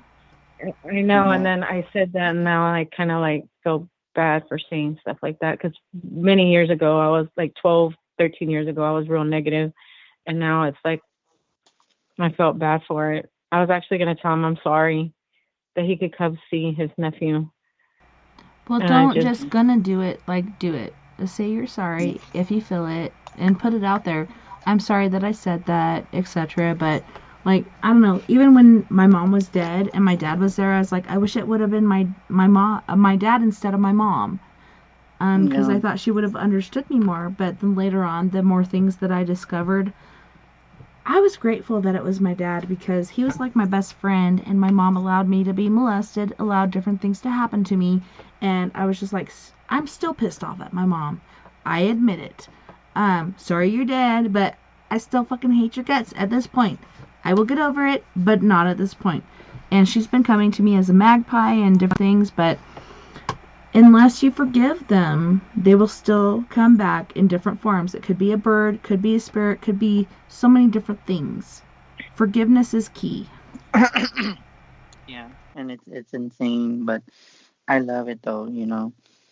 But you know, it just makes a lot of sense. It really kind of hits home, and you know, I'm glad for all the callers. And I know we still got a few minutes left, but for the ones that don't know, reach me at Chris Garcia on Facebook. You can reach me at 210-974-3470. Again, 210-974-3470. And at the same time, we still have a caller. So, I know you're going through a lot of stuff with this, and things have been showing themselves to you, and different things are happening. So, what are you feeling? What do you think in your mind that you should do? Is there any question you have as far as, can we re-administer that to you, or I don't know, how can we help? I think she needs to apologize and admit, you know, and go to, you know, outside and just say, I'm sorry. Not even apologize. You don't even have to do that. Just say, I forgive this person. Like the person that killed my mom. I forgave that person. I got a great deal of peace. And it was years and years and years before I did that. But I was like, I forgive this person. Yeah. And you forgive them, and then you just move on. And there might be times where you'll just cry, but that's just the process of, you know, that you feel bad. But I'm being told that when you do that, I wouldn't be surprised if you see like a ball of light maybe in your room, or a figure. Or a figure, and saying it's okay. You can let go. I forgive you. I know you didn't mean it. I know that you were in a different mindset. So yeah, trust me when I tell you this. When you say you're sorry, don't be surprised if you see. And I don't know why, but I keep seeing a light blue orb passing by. So it's gonna be a beautiful. That is so weird. Oh my gosh. Okay, so when we used to have our meetings for Four Corners Paranormal Investigations at my friend Mel's house, her dad was hanging out all the time because he was waiting to be forgiven, and he'd always show up as this bright blue or light blue ball of light. That is so weird you said that. Because I can. I always catch the orbs. I know where they're at. Yeah. I'm serious. I will catch it on camera. So just pay attention for a It literally flies right at me. Wow. So just pay attention for what color is it? Light blue is what it's always been either like a blue or a white. You could just see it. Mm-hmm. I've had it recorded before. That's awesome. Okay. Wow. You could see them flying around, so like in a big circle. Do you still have hard feelings against this person? Do you need to go through the process of forgiveness? Because it's not for that person, just so you know. Forgiveness and the process of forgiveness is not for that person. It's for you. For you. Mm-hmm. Number one, has nothing really to do with this person except for I forgive you. This process is really about you. So don't feel like I'm giving power over to this person again. You're giving power to yourself to forgive them and get that weight off your shoulders. I'm into that. Yep. And I would say do it before it's too late, because I've noticed that there's a lot of others that sometimes if you don't do it, it's going to hold you back. Really. Yeah, and there's been times with the living that, people, sometimes they want to go say I'm sorry, but they have this kind of, I don't know if it's pride, I don't even know what it's ego or whatever the case may be, but sometimes when you are upset with people, you have this pride that, like, I'm not going to do it. I don't kiss nobody's ass. Well, I don't even think it's pride. It's just like the knowledge of this person did wrong to me. And, okay, so the person that did the last wrong to me as far as raping me and other things, If he were dead right now, it'd be easier for me to forgive him. But I know he's on the same fucking level as he keeps continuing to hurt people. He actually killed a person after that. He continues to hurt people. So how can I forgive a person that continues to put that negativity out there? But I'm just wondering about her, and I keep wanting to call her Lori, but I know it's not. I don't know. So how do you feel about this whole thing? Do you feel like this would be a good thing for you, or what do you feel like would be comfortable for you to do as far as your healing process? I would have to speak to him at the gravesite. I would feel better to do it there. I think that makes sense. Let go a lot of all the building up. It's just guilt. I know. I know what I have to do, and I just. You have to tell him everything. Don't feel like, oh, I can't say this or I can't say that. You have to tell him everything that is weighing on you. No matter how harsh or whatever it is, let it all out, baby. Because that's what you need to do for yourself. Because that's what you need for, like, your healing process and the cleansing and everything. This is so hard. Yeah, but I know. Well, I'm going to do it, like, when I can go, like, with my son. Because his dad is probably buried right next to him, so.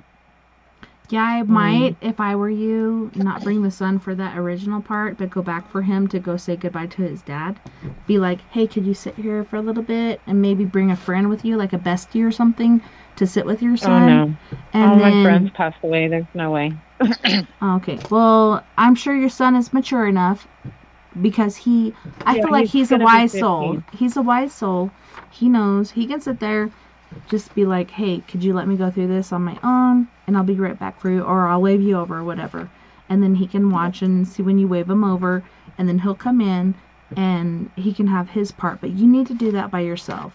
Don't do that in front of him because that could put stuff on him too that he doesn't need. Oh, no. He understands the whole thing. He knows about everything. I don't hide anything from him. He's already 15 years old, so. Well, you guys, I don't want to cut you off, but I want to thank you so much, Chris Garcia, for being my guest tonight and sitting here and helping us all through this whole process we call life on Earth. It's been awesome. You're welcome. You're welcome, Tessa, as always. Much love to everybody out there, even the ones that are probably asleep and getting sleepy. But the show, you all know how to reach me, 210-974-3470. I love all the guys up there, and ones on the other side. Happy Valentine's to both spectrum of the living and the deceased, especially my grandmother and all my aunts and uncles on the other side. Happy Valentine's to all of you with much love from the bottom of my heart. Amen. And I want to say thank you to all of our friends on We Are Paradox Media's Facebook, KPNL Radio, Twitter, Periscope, iHeartRadio, wherever else beyond the Omniverse that you're listening tonight. I'm so grateful that you guys are here. I really love it when you guys call in or you go in the chat room or whatever else. It's so awesome just to hear from you. You guys don't forget, please, that we're all in this together. Together we can make the world a little better. And together, my friends, we are Paradox Media, because without you there is no us. But seriously, we're here to raise each other up. We need to help each other. A lot of us think of this as hell on earth because a lot of times it does feel like it, but I think it's school. And everybody feels like school is hell, but seriously, we're here to help each other. Definitely. If you would like to join us on Skype, on the after party, give us a call at 970-335-9596 or look me up at tessa.n.thomas309911 Light. Take care of my views.